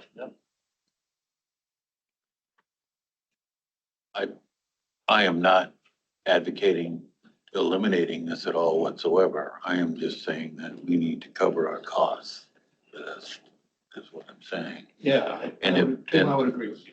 And if I live in the Underwood School District, and if Underwood said, we're gonna hire our own officer and I had to pay extra property tax for that, I don't have any issues with that at all. But, by doing nothing, we are, increasing the costs of school districts who already pay for their own. And I want the opportunity to be able to cover our costs. That's what happened when we provided sheriff's service to the small towns. We did nothing for years. And now there's no way for us to recover or actually get paid for the cost of providing that service. We're way, way, way behind and we'll never get caught up. That doesn't mean we still continue to do nothing. We need to make those kind of calls. Do we know if the schools are applying for grants to cover this? I do not know. At one time, there was a program for it, and I think they all got the 20,000, and that's where. Yes, I think that's where the original numbers came from, was the grant amount was the $20,000. I don't know if that still exists or if they've applied, or I'm not aware of the status of that. And that Article 5, Susan, and it was brought up before that if the school districts do not receive that grant, it goes away. Yeah, and that's, I mean, we're, what, 3 years down the road, and it might not even exist anymore. So, with that, Chairman Shea, I'd make a motion to approve the contract with the school districts contributing $22,000 per district. Who would take that to the school districts? How would we modify that? There's 5 in total. I think in the past, Sheriff Brown or Steve maybe had taken those to the school districts. I've not been involved in that part of things, but I would be happy to go along and. Facilitate that. Yes.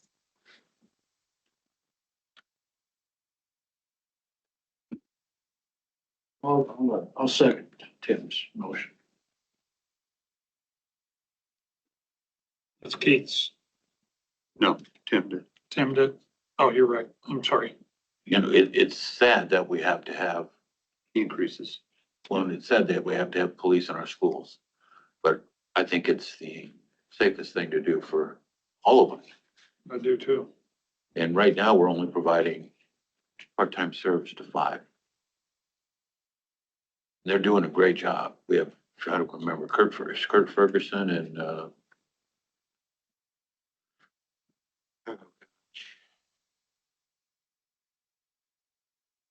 see his face. He was the first one. Not Think of it Kurt. as soon as we pass on this. Okay, I got a motion by Wickman, a second by Jorgensen to approve the school resource officers agreement with the addition of $2,000 each school. All in favor, signify by saying aye. Aye. Aye. Anyone opposed? Motion carried.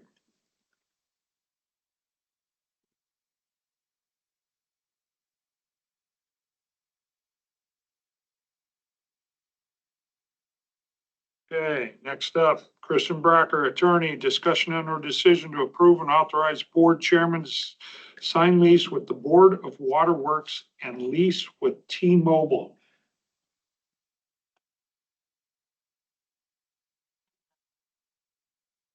Be document day for me. So this is the project where T-Mobile is going to put a antenna, some equipment on one of our radio towers that we have at the Waterworks site. So it's been going on for several months now. The first lease is with the Board of Waterworks, and that is our lease with them for our tower site. And I believe that one is included in your packet. So we'll address that one first, I guess. I'll make a motion. Oh, go ahead. I'll make the motion to approve the site lease or the ground lease with the Board of Waterworks. I don't know if you guys noticed, they're charging us $10 a year. I saw that too. That's That's a pretty good partner to have. It's a pretty good deal. Yes. Got a motion. Wickman, and I need, I'll second the motion. thank you.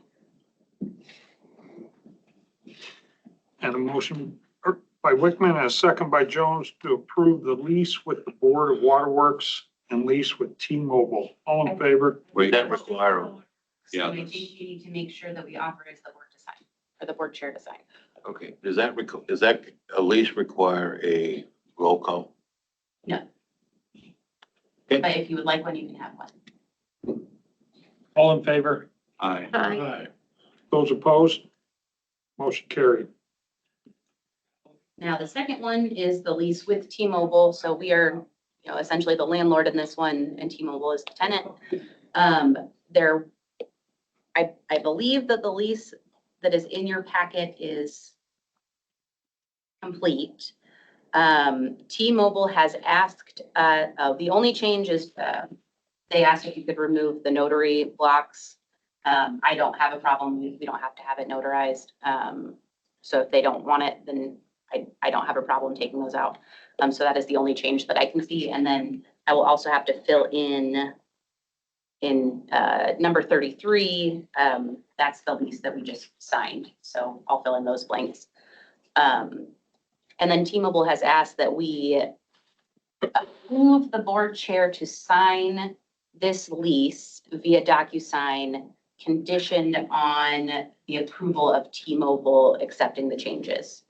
I think they are under some kind of time pressure and they might not be signing it until later this week. And they just want to be able to get it going as soon as possible.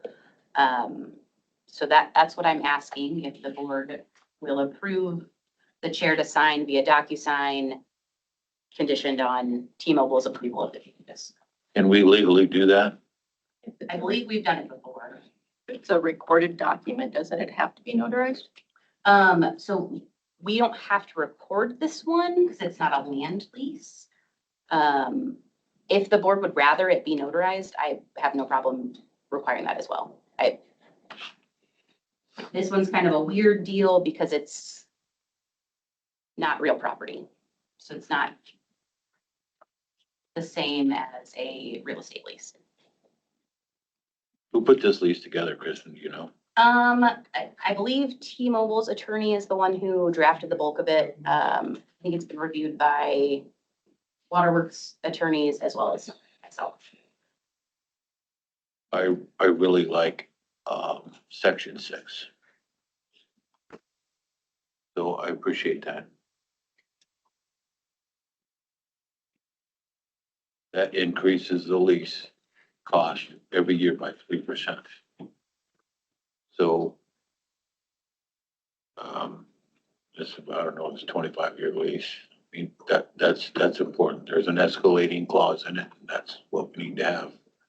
I would also like to note that Sam Arkfield has also been involved in this whole project. He's much more knowledgeable about all of this than I am.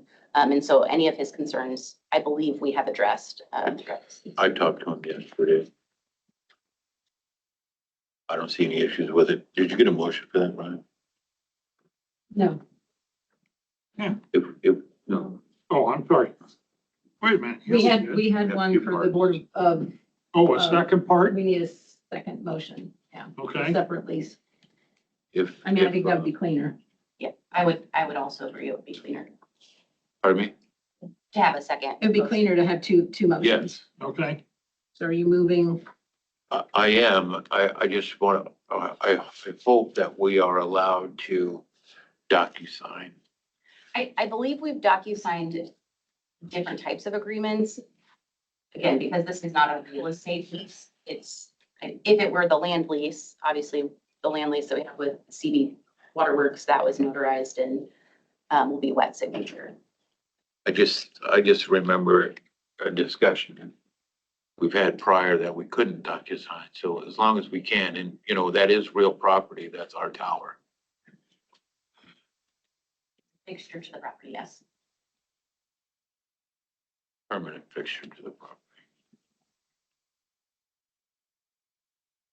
I'll move that for you. Okay, I'll second that motion. got a motion by Wickman, a second by Jones to sign the lease with T-Mobile. By DocuSign. DocuSign? If we don't want to say by DocuSign and you don't want to do it that way, I don't have a preference one way or another. They're asking so that it will be done quicker.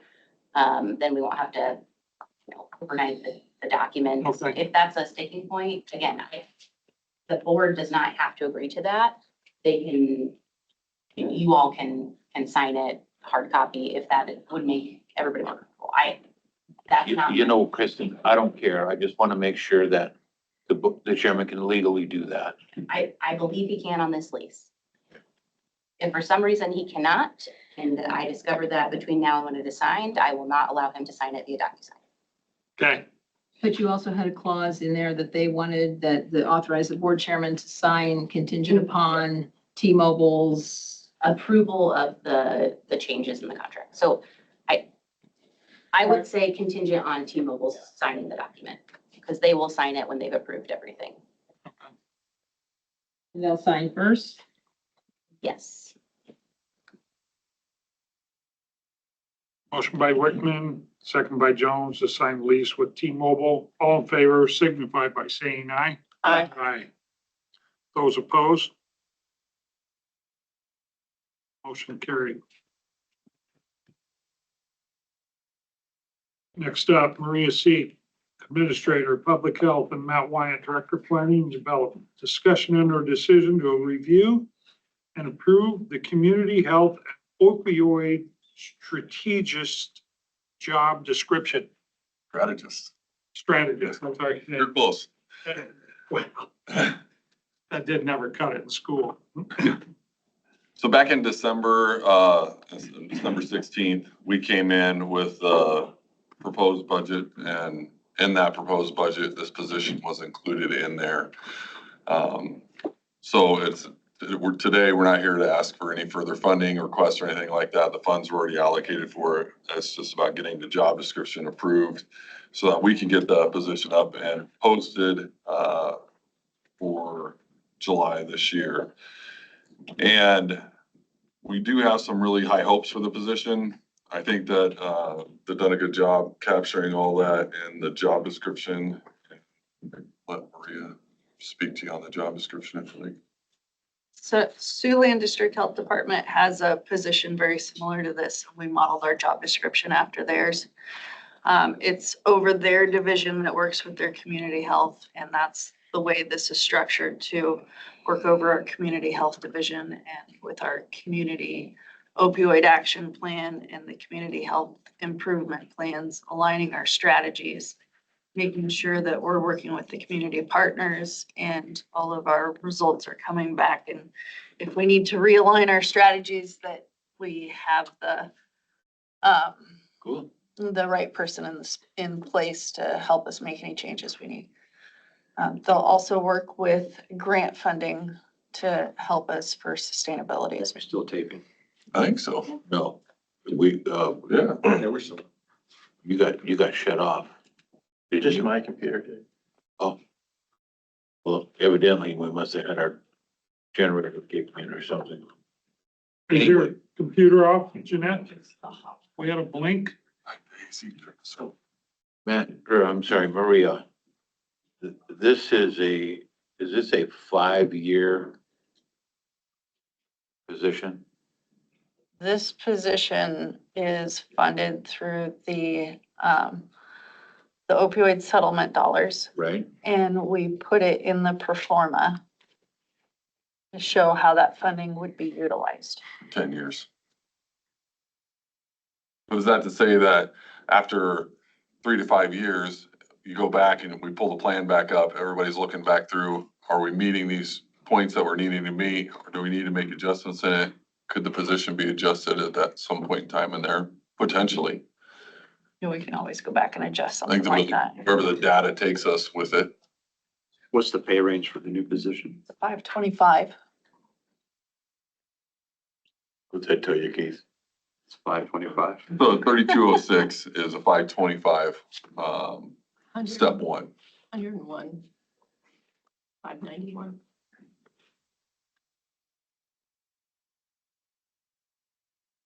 Well, I will make the motion to approve the community health and opioid strategist job description.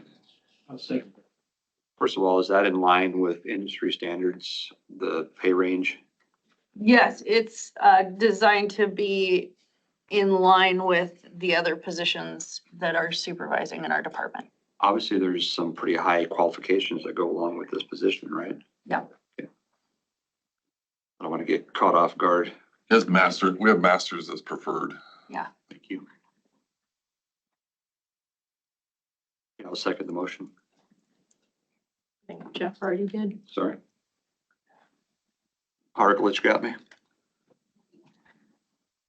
I know they're very particular about what those opioid funds can be used for, and this fits right in, and I like how you modeled it after what Siouxland has already done, so. Thank you. Okay. Got a motion by Miller, a second by Jorgensen to approve the community health opioid strategist job description. All in favor signify by saying aye. Aye. Aye. Those opposed?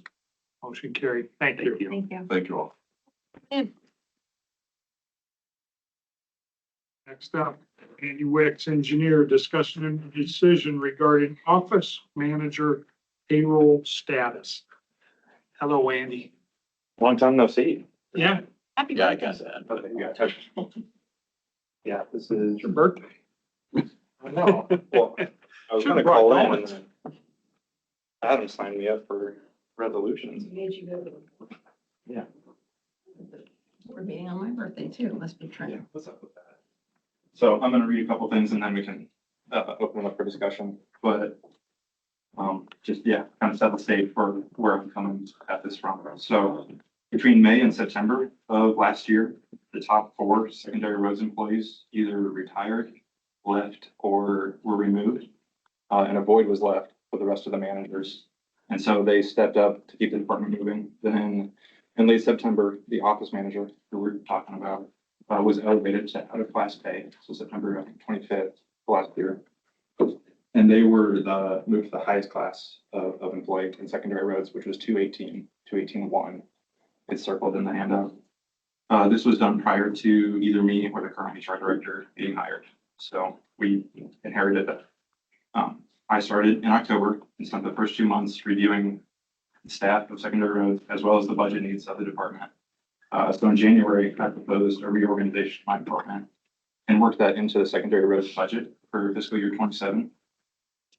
The goals of the reorganization were to add redundancy, mitigate risk for the public and for my team in the county, right-size employee responsibilities, and provide cost savings to the county.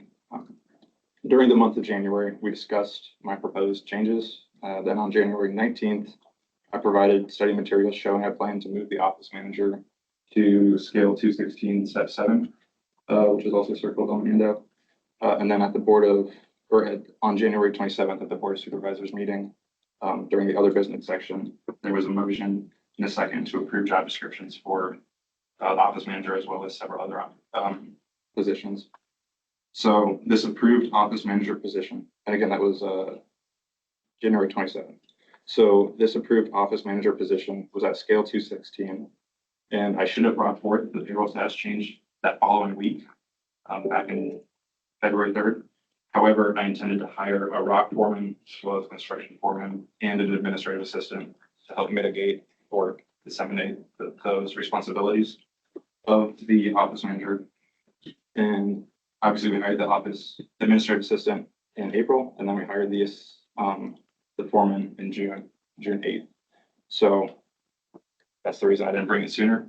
But that's why it is in front of you guys' desk today, is bringing payroll status change today to move my office manager to the approved normal pay at scale 216, step 7. And just a couple more reasons why I came to that step number is the city of Omaha just closed their position June 15th, but they were hiring an office manager, city of Omaha. And their pay was $43.77 an hour. So I can get you guys that posting if you want that. So we're kind of in the ballpark. Then our responsibilities, obviously, we changed the job description significantly. We got air conditioning now, awesome. From what it was. Then again, I think we're gonna talk a little bit about the budget. So do I have the money in my budget to afford this change? And so I have secondary roads, has 4 different buckets of money. And one of those buckets is administration and engineering. And we are budgeting $1.8 million this fit for FY 27.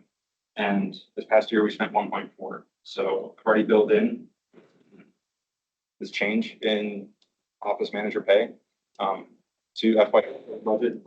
And we're sitting good. We're based off of last year, we're not gonna go over this year. I like the idea that fiscally we can afford it, but there's some equity issues. And we brought those up as far as the manager's pay range. The manager was at 39.44 is what you were saying, Correct.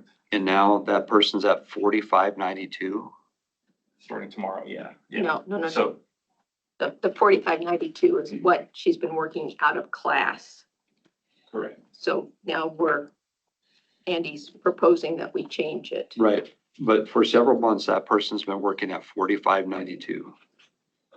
Correct. Technically, for FY 26 wages, it's slightly lower, but yes, for all intents and purposes, yeah, she's been at scale 218, step 1, which for FY 27 is 45.92.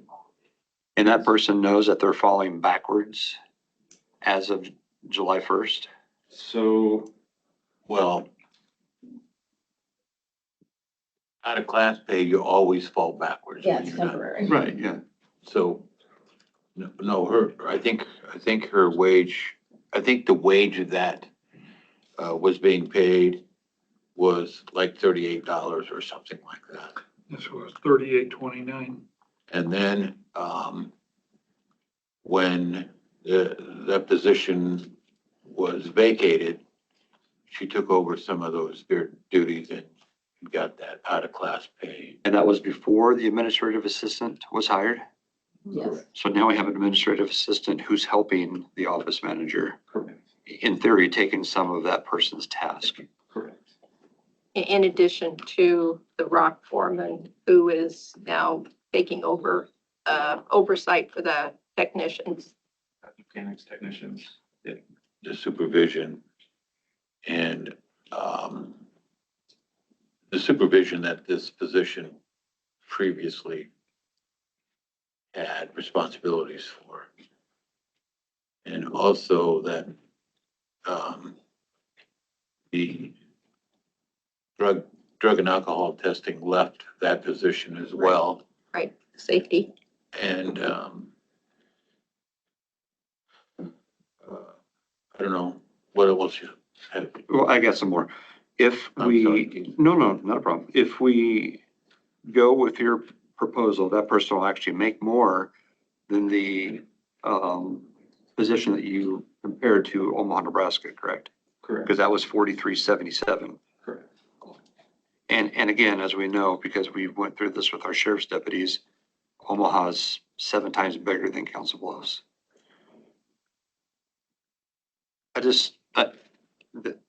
I messed up in January, and I'm not gonna blame it on the fact that I was new, but I didn't get into the details of that particular position. And now there's this, like I said, there's a severe equity issue by leaving that person where they're at compared to other positions within the county. I just think that there has to be a compromise going forward. I just cannot see that wage being implemented. The 216.7. There is, you're right. I agree with you, Keith. When Andy provided this budget, and I'm taking some blame on it too. He had the updated job description of new pay scale 216. It doesn't say it's gonna be step 7. So if you take a look at the 216 step and grade, step 1 is 38, which is where this person was. And when you do the math on it, and that at your 20/80 hours, it's close to $92,000. We have a person in the auditor's office in payroll who takes care of everybody's paycheck.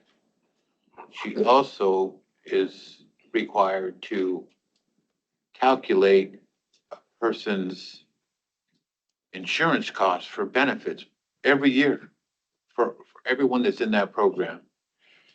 We have the same similar position at the jail that's handled by Raquela. And she makes about 70,000. Our payroll person makes about 72. We also have a similar position at the jail. It's in the same spot. They're at about 70,000. And Kelly, or I'm sorry, the person in the position in the auditor's office is at 72. I mean, it just, the equity issue and what we would be doing here is, I just can't agree with that step in grade for this position. As Andy mentioned, and I mentioned, some of the duties have previously have been removed. Now, where we end up, I don't know, but equity tells me that this position should pay in the $70,000 range to be fair, comparable with payroll, the jail, and the sheriff's office position. This person has several years of experience. And if we went with the grade 216, which was approved on the job description, and a step 2, that would give her a 4% increase from what her original pay was, which would put her in line with what I think Tim is calculating. If we went with a step 3 and brought her to $40.50, that would be a 6% increase. On the document that you provided in the packet, Andy, you don't have it checked if it's exempt or non-exempt. This position would be non-exempt from overtime. Is that what how you have everybody else in this? So currently, I have 217 and 215 employees that they do get overtime. So I would keep it that the office manager would be allowed to get overtime. Okay, It needs to be. so she would be non-exempt. Correct. Is there a scenario where you would see your office manager getting overtime? So similar to the auditor's office, when it's payroll week, you can't take vacation. I think the current payroll manager has to plan their vacations around payroll week. And so similarly, if it's payroll week or end of year or end of quarter stuff, there's frequently times that require extra work to meet deadlines. But Sorry. not being able to take vacation during that time doesn't equal overtime necessarily. Correct. Yeah, so Susan, that position previously was exempt.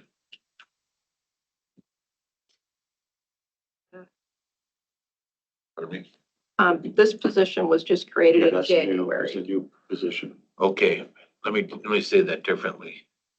The What you- prior person that served in that capacity was exempt. at 218, yes, correct. And yeah, That's under 218. the 218 was not able to receive overtime. Well, yeah, but exempt status isn't determined by step and grade, it's determined by Job function? Job description. And that's highly regulated. Is there a compromise in your mind for this? So, yeah, I circled I wrote down Andy's compromise on the handout to the board, and that moves the office manager to a lower scale. and maxes out the steps if we're concerned about, future growth. Whereas I think what the board approved in January, that would be $100,000 when it's all said and done in a few years. So, my, I am under the opinion that the board approved 216.7 back in January, and so this paperwork is just a formality. However, I'm comfortable with 214.9. But at the end of the day, I report to the board and I get my direction from you. So 214.9 again is substantially higher than what Omaha pays. Now, I understand that Omaha is paying at an entry level, correct. but again, they're 8 times bigger than us. Yeah. We typically don't use them as a comparable. Yeah, I would argue that we use the same applicant pool. We're in the same metro. And unfortunately, the sheriff's department, the jailers and the communication people make the same claims. Yeah. And then lastly, I would be cautious about comparing wages too much, because just saying that one person gets paid too little doesn't mean we should reduce someone else's pay. So I would argue that the auditor's office, some of their staff gets paid too little, for the jail. And so I would be cautious in comparing. Yeah, just saying someone gets paid too little doesn't mean we should pay my employee less. And I agree with that. I think there's several people that we need to do.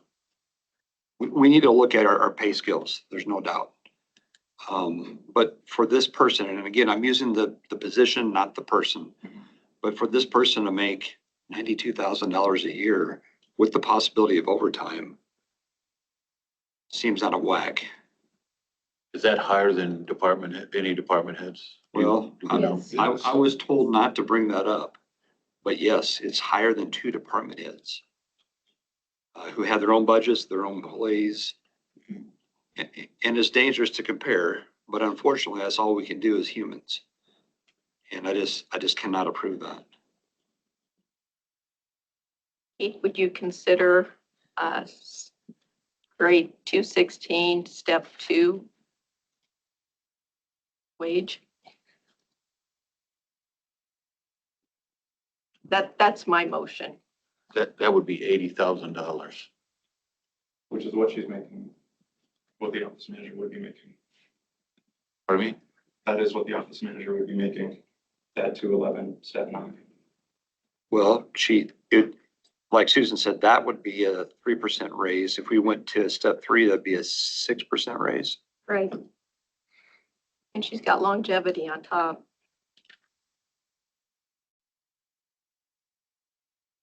Correct. Again, I would caution comparing a 60-person team, $24 million annual budget to other departments. However, with the administrative assistant, her tasks have been reduced. Correct, definitely. So yeah, I wrote down some of the responsibilities for the office manager since I didn't provide the job description this morning. I don't want to throw out the job responsibilities for some of the department heads, though.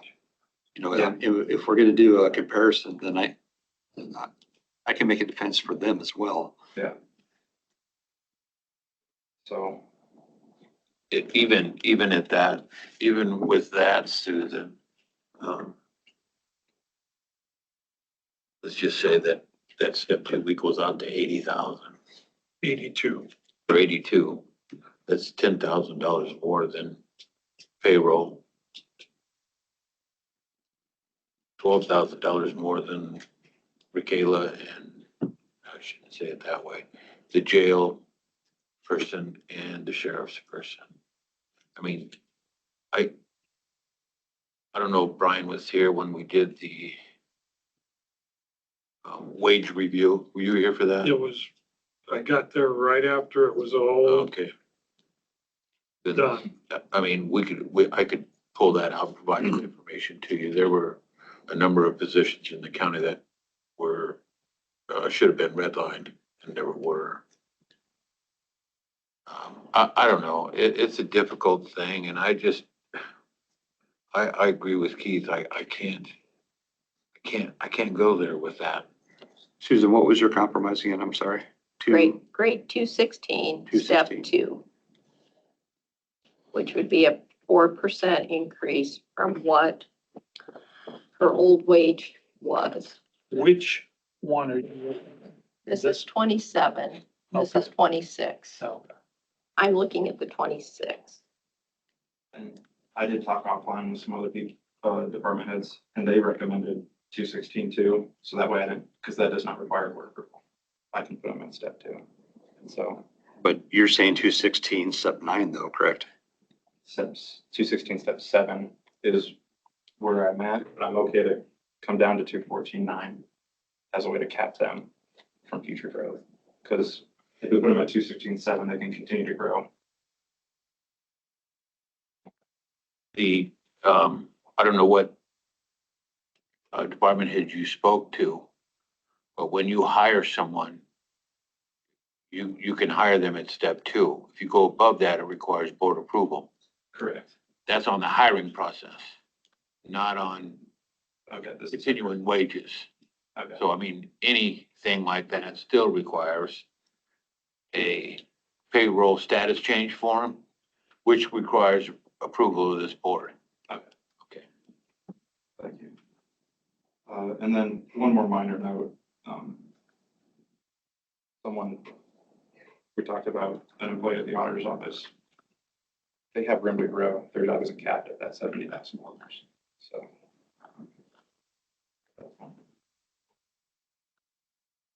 I don't know what you mean by that. I think they're able to grow in their steps. They're not at step 9 for the top step. I could be wrong, but that was my understanding.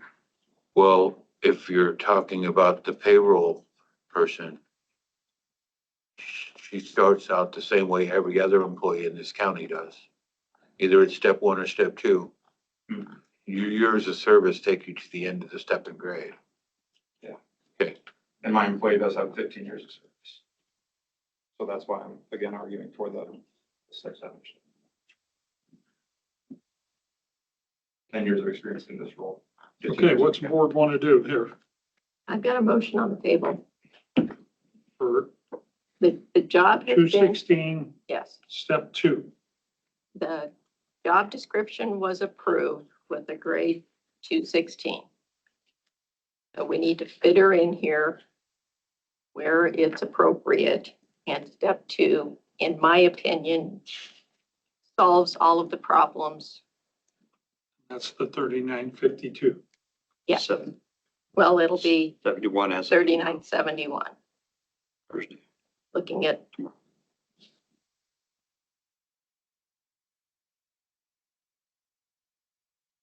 And I really appreciate her stepping up and filling in, working out of class, because I know she was doing her old job, this other job, and the whole staff out to the Rock kind of stepped up and carried more weight and did a lot of cross training. And I appreciate the value that your team has out there. Thank you.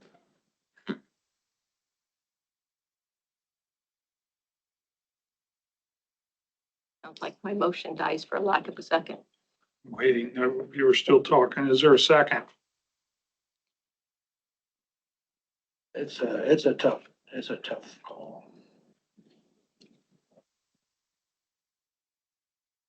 If we don't do anything, she continues to work out of class.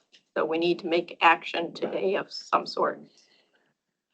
Well, no, she could go back to her previous, 211, step 9. to her previous pay.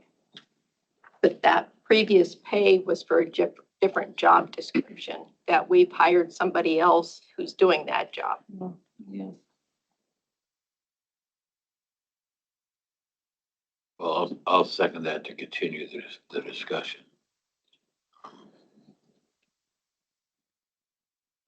I just hope the board agrees that we need to take a hard look at people's pay scales, period, at least in that area.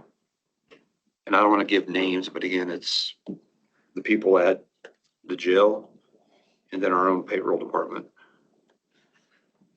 and our department heads.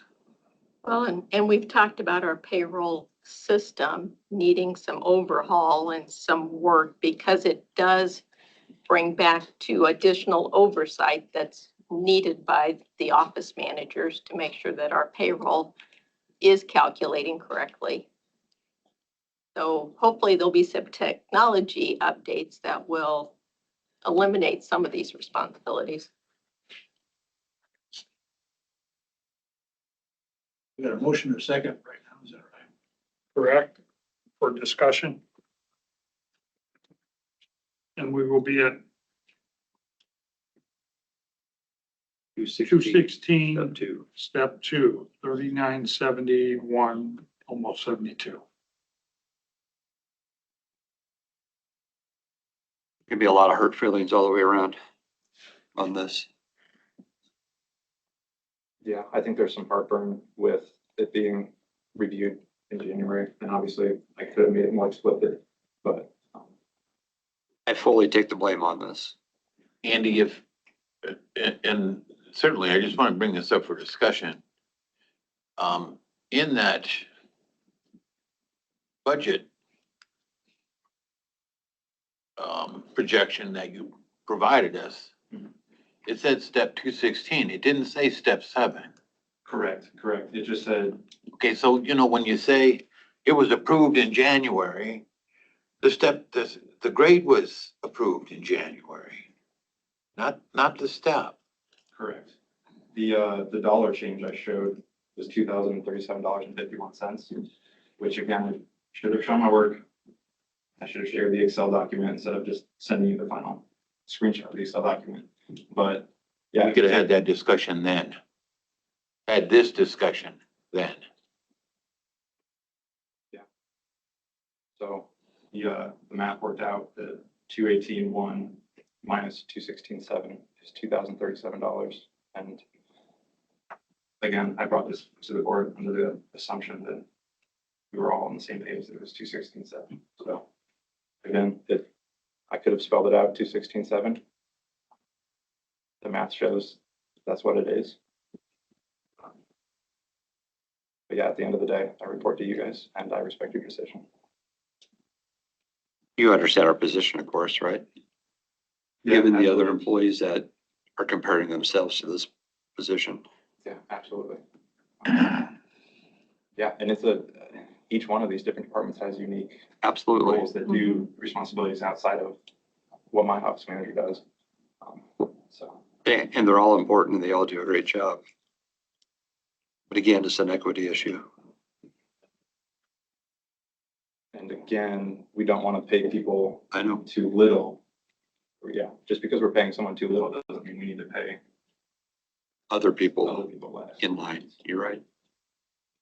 Got a motion by Miller, a second by Wickman to approve class 216, step 2, the roads office manager. All in favor signify by saying aye. Aye. Those opposed? Motion carried. Committee appointments. Susan? do you Thanks, got anything? Andy. Thank you. Yeah, thank you. Last week was meeting week. I had a WIDA, Golden Hills RC&D. I attended the CV Chamber mid-year meeting and got to see Kate Gerber graduate with the CV leadership class. We had a SWPCO meeting, Advanced Southwest Iowa. On Saturday, I was asked to judge the trainer barbecue contest, which was fun. And yesterday morning, I drove to Harlan for a public hearing that rural water let me know about. There is a sand quarry conditional permit request that is pending with Shelby County. That is 1.7 miles from the regional water well fields, right there on Highway 59. And there was probably about 60 people in the room, and it was kind of a mix of landowners concerned about what the impact would be to their personal wells. And of course, regional water was there, the city of Exira, the city of Audubon, the city of Harlan. They were all concerned what it was going to do. So they agreed not to take a vote on the conditional permit yesterday. And they're going to hire a hydrologist to come in to do more review in that area. And I did speak up. There was a lot of conversation about how rural water has endless water now that they're tapped in with Council Bluffs Waterworks. Well, I did speak on behalf of Potawatomi County as a supervisor who lives in an area that's not covered by rural water that relies on the Nishnabotna aquifer. And they seem to think that that was good information to have, and a hydrologist, I think, will make a decision. So, Tim, you got anything? No, but Susan, can I ask you a question? Somebody said that since rural water is hooked up to Council Bluffs, they got unlimited amount of water. Mhm. How does that work for a book? Avoca, they said that they'd have all the water they needed, but it's a higher price point water than what comes out of the well field. So I thought that they were still providing water to Avoca out of one of those towers and not supplied by Council Bluffs Water. Right. They're maintaining, and we'd have to ask Tom Coleman to come in and do an update. Oh, But well, I just remember when we had that water shortage that Avoca was out. right, Yeah. There was something. until they got that water line connection. Well, And now, I think it was pretty boastful of anyone to say that rural water has plenty of water. mhm. Okay, I don't have. There's a myth out there that Council Bluffs is never going to run out of water, that there's more water than they ever need. And I think the state of South Dakota could tell us differently. Or Colorado, or Arizona, Or Montana, or California. exactly. They're on the other side of the mountain. North of us. Nothing. You got anything? No? I looked at the levies last week. Was at a white board member meeting. The Unleashed Council Bluffs. The Council Bluffs Chamber leadership. And we've been meeting on Golden Hills with WIDA, Napa, Advanced Southwest Iowa. And then I went to Minden and Trainer also on Friday, so. Okay, next up. Got a study session. Let's study session. I'm gonna do it on the sheet.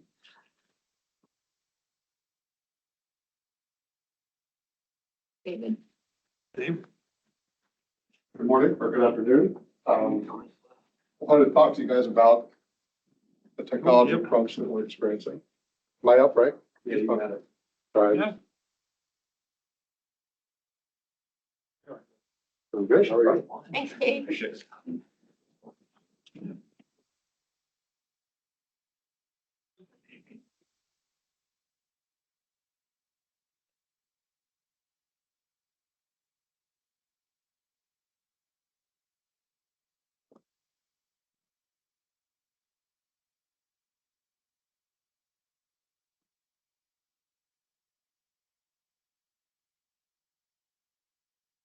This is discussion only, right, David? Just discussion only. Yep. Should I wait for Jeff or? Yeah. Okay, I will go ahead and start. Yes, this is for discussion. This is a study session. We're having a little bit of a technology crunch. I shot an email out to you guys last week. That was a long email probably, so I apologize for that. But I'll just go through this document that I handed out to you to go through some things. We can talk about any and all of it as much as you want. If you have technical questions, Anthony is here to shed light on that area. But basically, we're having a technology crunch between virtualization, our backups, and backup system, and our storage. So short understanding of what virtualization is, it's a physical server that acts like many separate servers. We currently have 10 physical servers that operate in 4 distinct clusters. We have a courthouse cluster, a Big Lake or Sheriff's Office cluster, we have a 911 cluster, and we have a disaster recovery cluster. So 4 clusters, 10 physical servers. You can see those 2 columns there. Those are the primary applications that you can see running on those servers, or the virtualization there. You probably recognize most of those. VMware is the system, the virtualization system that we use today. We've been using it for at least a decade, if not more. But they were bought out recently, a few years back, by Broadcom. Broadcom has raised prices, and you can see the list of prices there over the next last year and the next 4 years. So the last year, we've been testing various systems to replace VMware because we can't keep going up like that. Also, after the end of those 4 years, we have to do something else anyway, because they're going to migrate us to another system, and they may not even want us to be customers anymore. So we really have to do something by 2930. So we chose Proxmox as our solution after looking at 4 or 5 different solutions. Making that decision has cascading effects. Our backup system does not work with Proxmox. And to do a migration from VMware to Proxmox requires a 5th cluster to do the shell game, if that makes sense. So you have to get new clusters to then migrate something off. Then now you freed up another one, and that one has to move, right? So then you're just doing the shell game. So the original plan before moving to Proxmox was just to replace our backup system next year and get all the new clusters next year. That was our normal cycle. We replace our backup system every 7 years and our clusters every 5. New plan, based on what we've learned from Proxmox and VMware and all this stuff, is I've got 2 options in front of you. Again, we're not deciding anything today. This is just our ideas. Buy a new backup solution and migrate from our old backup solution. Buy 1 cluster, migrate to Proxmox, then cancel VMware. We think we can do that this fiscal year. Next fiscal year, buy the 2 new clusters, which we would normally be doing all of them. So we're doing just 1 year ahead on 1 cluster. And then number 5, projected 1-year cost is roughly $345K. Projected cost over a 5-year period is $784K. I've got a detailed 3rd page you can read if you'd like to. Option 2, which we think is the better option, is more expensive up front, but better compatibility. It allows us to separate these large purchases. Instead of buying all of our clusters in 1 year, we could buy some now and some later. I won't read every single item there. Just some general considerations. I'll be returning from the IT budget this fiscal year that ends today, $130K back into the general fund. The new cloud backup solution is immutable, which is something our cybersecurity insurance will be asking for at some point. They have not asked for it yet, but they will. And so we would be checking that box for the future. We were going to replace the backup system with the new hardware next fiscal year anyway. So we're just doing it a year early because of the increased cost of VMware. So our next steps would be to get finalized quotes. Right now we have kind of the initial quotes that we're pushing back on a little bit, and then come to the board to seek direction on what you guys think we should do. So if you want to look at the 3rd page, you can. That's really the nuts and bolts. The orange section or peach colored at the top, that is what the path that we're currently on right now. The middle blue table and the second blue table are the 2 options I proposed earlier. So you can see if you look at the right column, what the path that we're currently on is actually the most expensive path, but it's cheaper this year, which is already budgeted, the 121. The solution 1 and solution 2, you can see they're more expensive this year, but next year they're dramatically cheaper and generally cheaper over the following years. So I realize the timing is not great. We're in the end of a fiscal year at the beginning of another one. But we're kind of in a weird pinch at this point. And so I'm not really sure where to go at this point. So, but again, just discussion. We're not deciding anything today. I want to bring this in front of you. My next step would be to get final quotes and bring them in, and get them on their regular agenda. David, you're recommending proposed solution number one? I personally like number two better because it spaces out large purchases better for the future. And the cost is essentially the same over a 5-year period. It would just be a bigger first year, but next year would be nothing. So it shuffles the deck. And you're turning back 130 this year. Correct. That just goes in our cash balance. Right. Doesn't do us any good for operating expense. No, I get it. David, Yes. budget time, you brought a projection like for 3 or 4 or 5 years of what software or hardware and stuff was gonna cost us. You recall that? Yeah, every year I bring my hardware list to you. Yeah. Yep. Would you provide that? I can provide that, yeah. Yeah, I want to see that. Yeah, of course. Because when we set your budget, topic of discussion was, is there something in there that we could make a capital expense out of and cut your budget some? And when Mitch was sitting there, he said, if you look at every year that David had projected out, those costs don't go away. So we needed to budget for it, and we did. And I'd just like to be reminded of what those costs were projected to be for the next Sure. few years, and how does that play into what you want to do right now? Yes. Do you follow me? I completely follow you. And these items, the hardware and the backup solution are in that plan. What's not in the plan is what those will cost. Does that make sense? Because I don't know what they'll cost because technology is changing rapidly. And that's, all I have is the numbers, what they cost us the last time we bought it. I can't project. I mean, I can project, but I would be guessing. Well, what I can say is the cost of hardware is going up significantly, almost daily, because hard drives, memory, because the data centers are soaking it all up. A lot of that stuff's been earmarked for the next 2, 3, 4 years already. And so what the supply is now isn't what it's, it's not available to the public per se.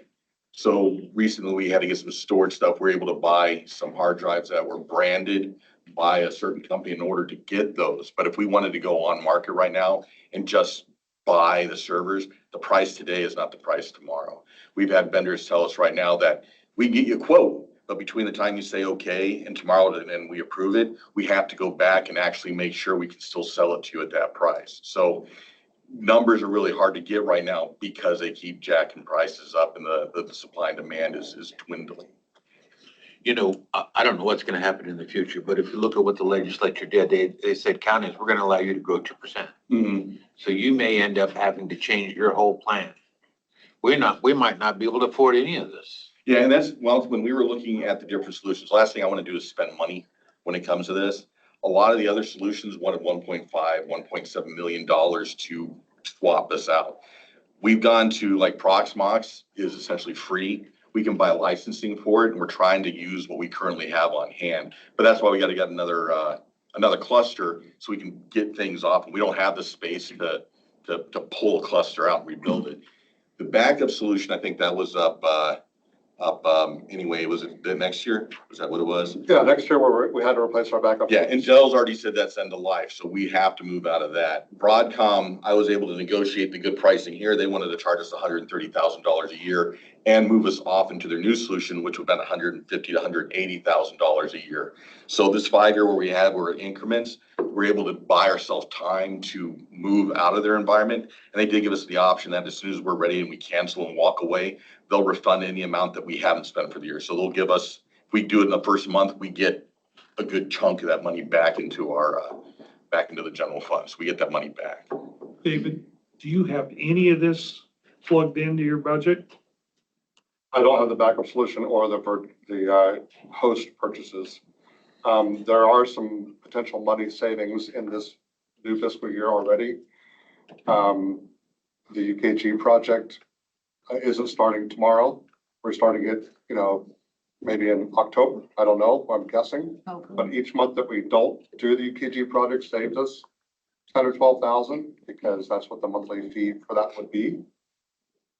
So there's a 10,000 a month savings ballpark. You're asking us, what are you recommending? Well, certainly I get that. option 2 is the best one and it saves us $350,000 over the course of 5 years. It's more expensive this year, but cheaper long term. So it kind of meets what you're talking about, Tim. It does save us money because Proxmox is free, VMware is not. The backup system has to be replaced anyway because it's obsolete. And the hardware, maybe we have to buy something to migrate to Proxmox. We can't just, I don't know where to put that, we have all our production is in the clusters now. How do you move to the new thing when you don't want to mess with production. You don't want to turn off any of these services that are on the list there. So, and that was going to be on next year's fiscal year anyway. So I get it. It's a little bit of a shell game, but the 5-year plan, both the blue ones are 350,000 cheaper than the long term. It would be good for the board to see that other document that you provided Yep, I can around certainly do budget that. time. Yep. And, I don't need to tell you, if there isn't any money, how are we gonna do it? So, Well, if we don't do anything, we'll just be on the orange path at the top there, which is an okay answer, except it is. 350,000 more. It is. what did we budget this year, David? Do you know, off the top of your head? You don't? We I don't budgeted. expect you to. Well, we budgeted, this orange is what we budgeted for. So you're telling me we only put $121,000 in there, that we put more than that? No, my total IT budget is No, for hardware. Capital. yeah. For the capital expenditures over the next few years, you give us a document that had $607,000. like $400,000 or $500,000 a year for the next few years. Yes, yes. And we budgeted that amount, didn't we? The 400 or, It's in IT's budget, yes, okay. So that's currently in your budget. yes. So we don't, let's just say you're recommending solution 2. If that's 438, we don't have to raise any money for you from what we've already budgeted for. If we choose any of the blue options, I would need more money this fiscal year. All right, I'm not following you. So where are you at this So fiscal? this orange here, Is 121. 121, that's what's in my budget right now and been paid for. But if we, I don't think that's right, David. so when you say, you're thinking of all the hardware. So replacing all the access points in all the buildings and replacing Hitchcock Nature Centers, that's not in here at all. This is Well, just, this is in addition to what we've already got in there. You're gonna need $438,000 more next year in your budget if we choose the proposed solution number 2. if we choose number 2, it's 438 for this fiscal year. We've already budgeted 120, so we would need another 3, whatever. And I realize it's a lot of money. And that's why I'm coming to you to seek direction. I mean, we're up against the wall from a technology perspective because VMware is increasing their fees for us each year by, high percent. I can't do the math in my head at the point, but you can see how much it's going up each year. And VMware is our storage. VMware is our entire virtualization. So it does all of our servers. The storage is Dell. It's a different product, but that runs all the servers. So Tyler is running on VMware on a virtual server there. all the public safety stuff running on virtual servers in there. So VMware is it prevents us from having to buy a specific server for every single device. It allows us to have one server run all those services in 10 machines versus 120 machines. So we can keep as much stuff stored on our own drives and it doesn't change the price at all. Yeah, we have Dell's storage is a different piece altogether. And is that? We're looking included in for, here anywhere? yeah, we're looking for the infrastructure that basically runs the servers and then the backup solution that works with the solution we go with. Okay, so on here, you've got desktops for assessor. So they're still on physical desktops? They have Mac computers over here that they do all their physical stuff on, but in order to access Tyler doesn't work on Apple products or the Apple machines. So they have to have virtual desktops to log into, and do stuff in the Tyler software. That's the only thing I think they actually use that for. Okay, so you got 120 budgeted, round numbers. And this afternoon, if you went and you said, I'm gonna go with this and spent that 130, we'd be at 250. We have to spend our capitals or our reserves down a little bit this year, correct? Yeah. We have to spend them down. This over a 5-year period will save us about 30, how much a year? 35, did we say? 350,000 over 5 years. What? Well, there you go, 70,000 savings, which I'm not crazy about doing this, but I've told you many times, I hate your department, but my good God, my phone's rang about 5 times during this meeting and they're all spam calls. Every way they're attacking us. They just keep attacking us. Thank God we have your department. Well, that's just one sector. That's cybersecurity is one division or one Yeah. piece.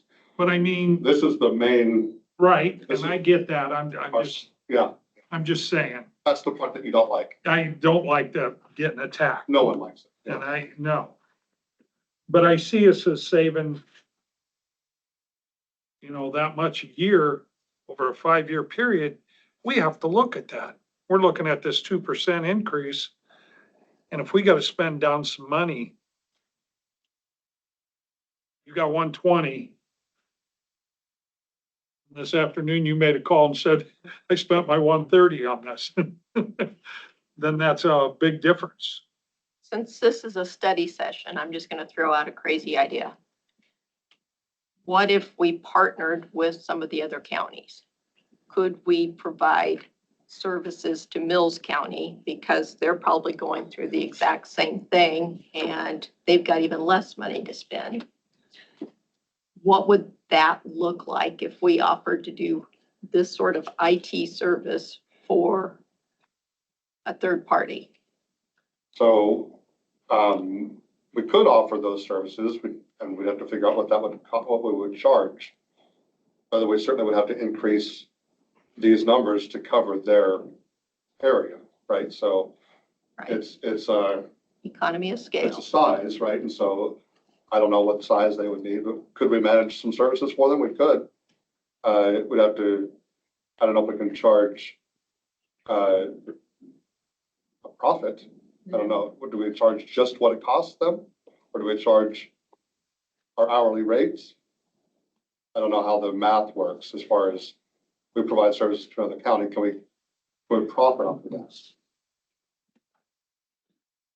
When you get, I'm not gonna say that was a crazy idea. You're the one that proposed that, Susan, but that was kind of crazy. That was crazy. The last thing that I would want to do is have some other county or any other organization have access to any of our information services, Tyler, anything. And in order for David to do that, you probably have to hire 2 more people. because Oh my God, there goes our savings. so, Well, there wouldn't be any savings, yeah. I don't know. The idea was. I think this, Yeah, thanks I for, mean, thanks for the bringing this, state is- David. The state is telling everybody you. I realize I'm not bringing something that's fluffy and fun to talk about. This is, Well, I'm gonna ask a question myself. Okay, because what we're gonna be receiving from revenue is really totally up in the air with the state legislature getting involved, all of that. What if we just did nothing for 1 year? If we were sit back this time next year Right here. and talked about, you know, what we need to do to go forward. And then because then we would have more knowledge of what we have coming in and what we have to spend. Does that make sense? And then if we want to, you know, buy new servers, new software, all that stuff, I mean, probably, you know, I'm just asking, what about that option? And Andrew just said that the stuff is going Well, day by day, and then we're back to this orange up here. This is if we stay on our course. Then we're six Well, hundred I'm and saying for 1 year. 24,000. I'm just saying for 1 year. And then if we change, we change. if we wait a year, we can slide everything down by 1 year, but what Anthony was saying, the cost of servers is Yeah, we don't know about, 20% we don't know more. about the cost of servers this time next year, but we don't know about our revenue right now. True. Yeah, Both are I mean, unknown. we're pretty solid on our revenue. We just ain't gonna do Well, it. our revenue moving forward. I mean, you're right, there's always a third option of doing nothing. Every project has that, right? And we could hold off a year, we could hold off 5 years. I just know if we get like 30-31 where we have the question mark on here, we have to do something at that point. But yeah, I mean, next year, we're already projecting, we'd have to replace the stuff under our normal replacement plan anyway, because that stuff's hitting end of life. Either that or just wait until we get a more definite decision on what the state legislature is going to force on us. Because we just don't have any idea at this point. I mean, it's supposedly, you know, but it still has to work out. Which one's going up faster, revenue or costs? Well, that's a good point. Cost. Okay, so it makes more sense to do costs now than when it's cheap. I don't, just throwing that out there. But You know, I can give the board, I think we talked about this in our budget study session. About a 1% allowable growth for the Potawatomi County is about $700,000. And they're gonna limit us to 2%. So figure that out, 1.4. And, you take insurance, all that stuff, and remember, it takes about, I can't remember now, $270,000 per 1%. $450,000, $500,000 for a 1% raise for everybody. And then keep in mind, insurance is going up, all of our heating. I mean, there's no way we do nothing. I think this is a great starting conversation, but if I get to see, I'd like to see David's, as I mentioned already. yeah, Which you provided, we can take a look at it. And then I'm sure you have a really good department, David. I think I've told you that a number of times.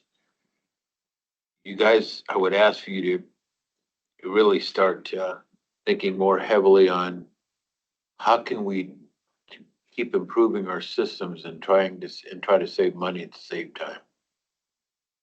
Because it's gonna come a point when this board, now, not while I'm on it, is gonna have to make those calls. You know what, those laptops or the other machines that we let the auditor's office use, what are they? Virtuals? They're gonna have to last 10 years because we can't afford it Well, every 5. We've talked about possibly having them buy their own Windows computer in order to do some, because whatever, we could push the cost off on them and come out of their budget for some of this stuff at some point. But right now, we provide that service. But so, you know, there's a couple of things we have done to try and reduce costs, like Microsoft licensing, for instance. We built ourselves out as an MSP, so we got direct access to at cost versus what like Dell would charge us, Microsoft would charge us. We save ourselves several $1,000s a month in that one.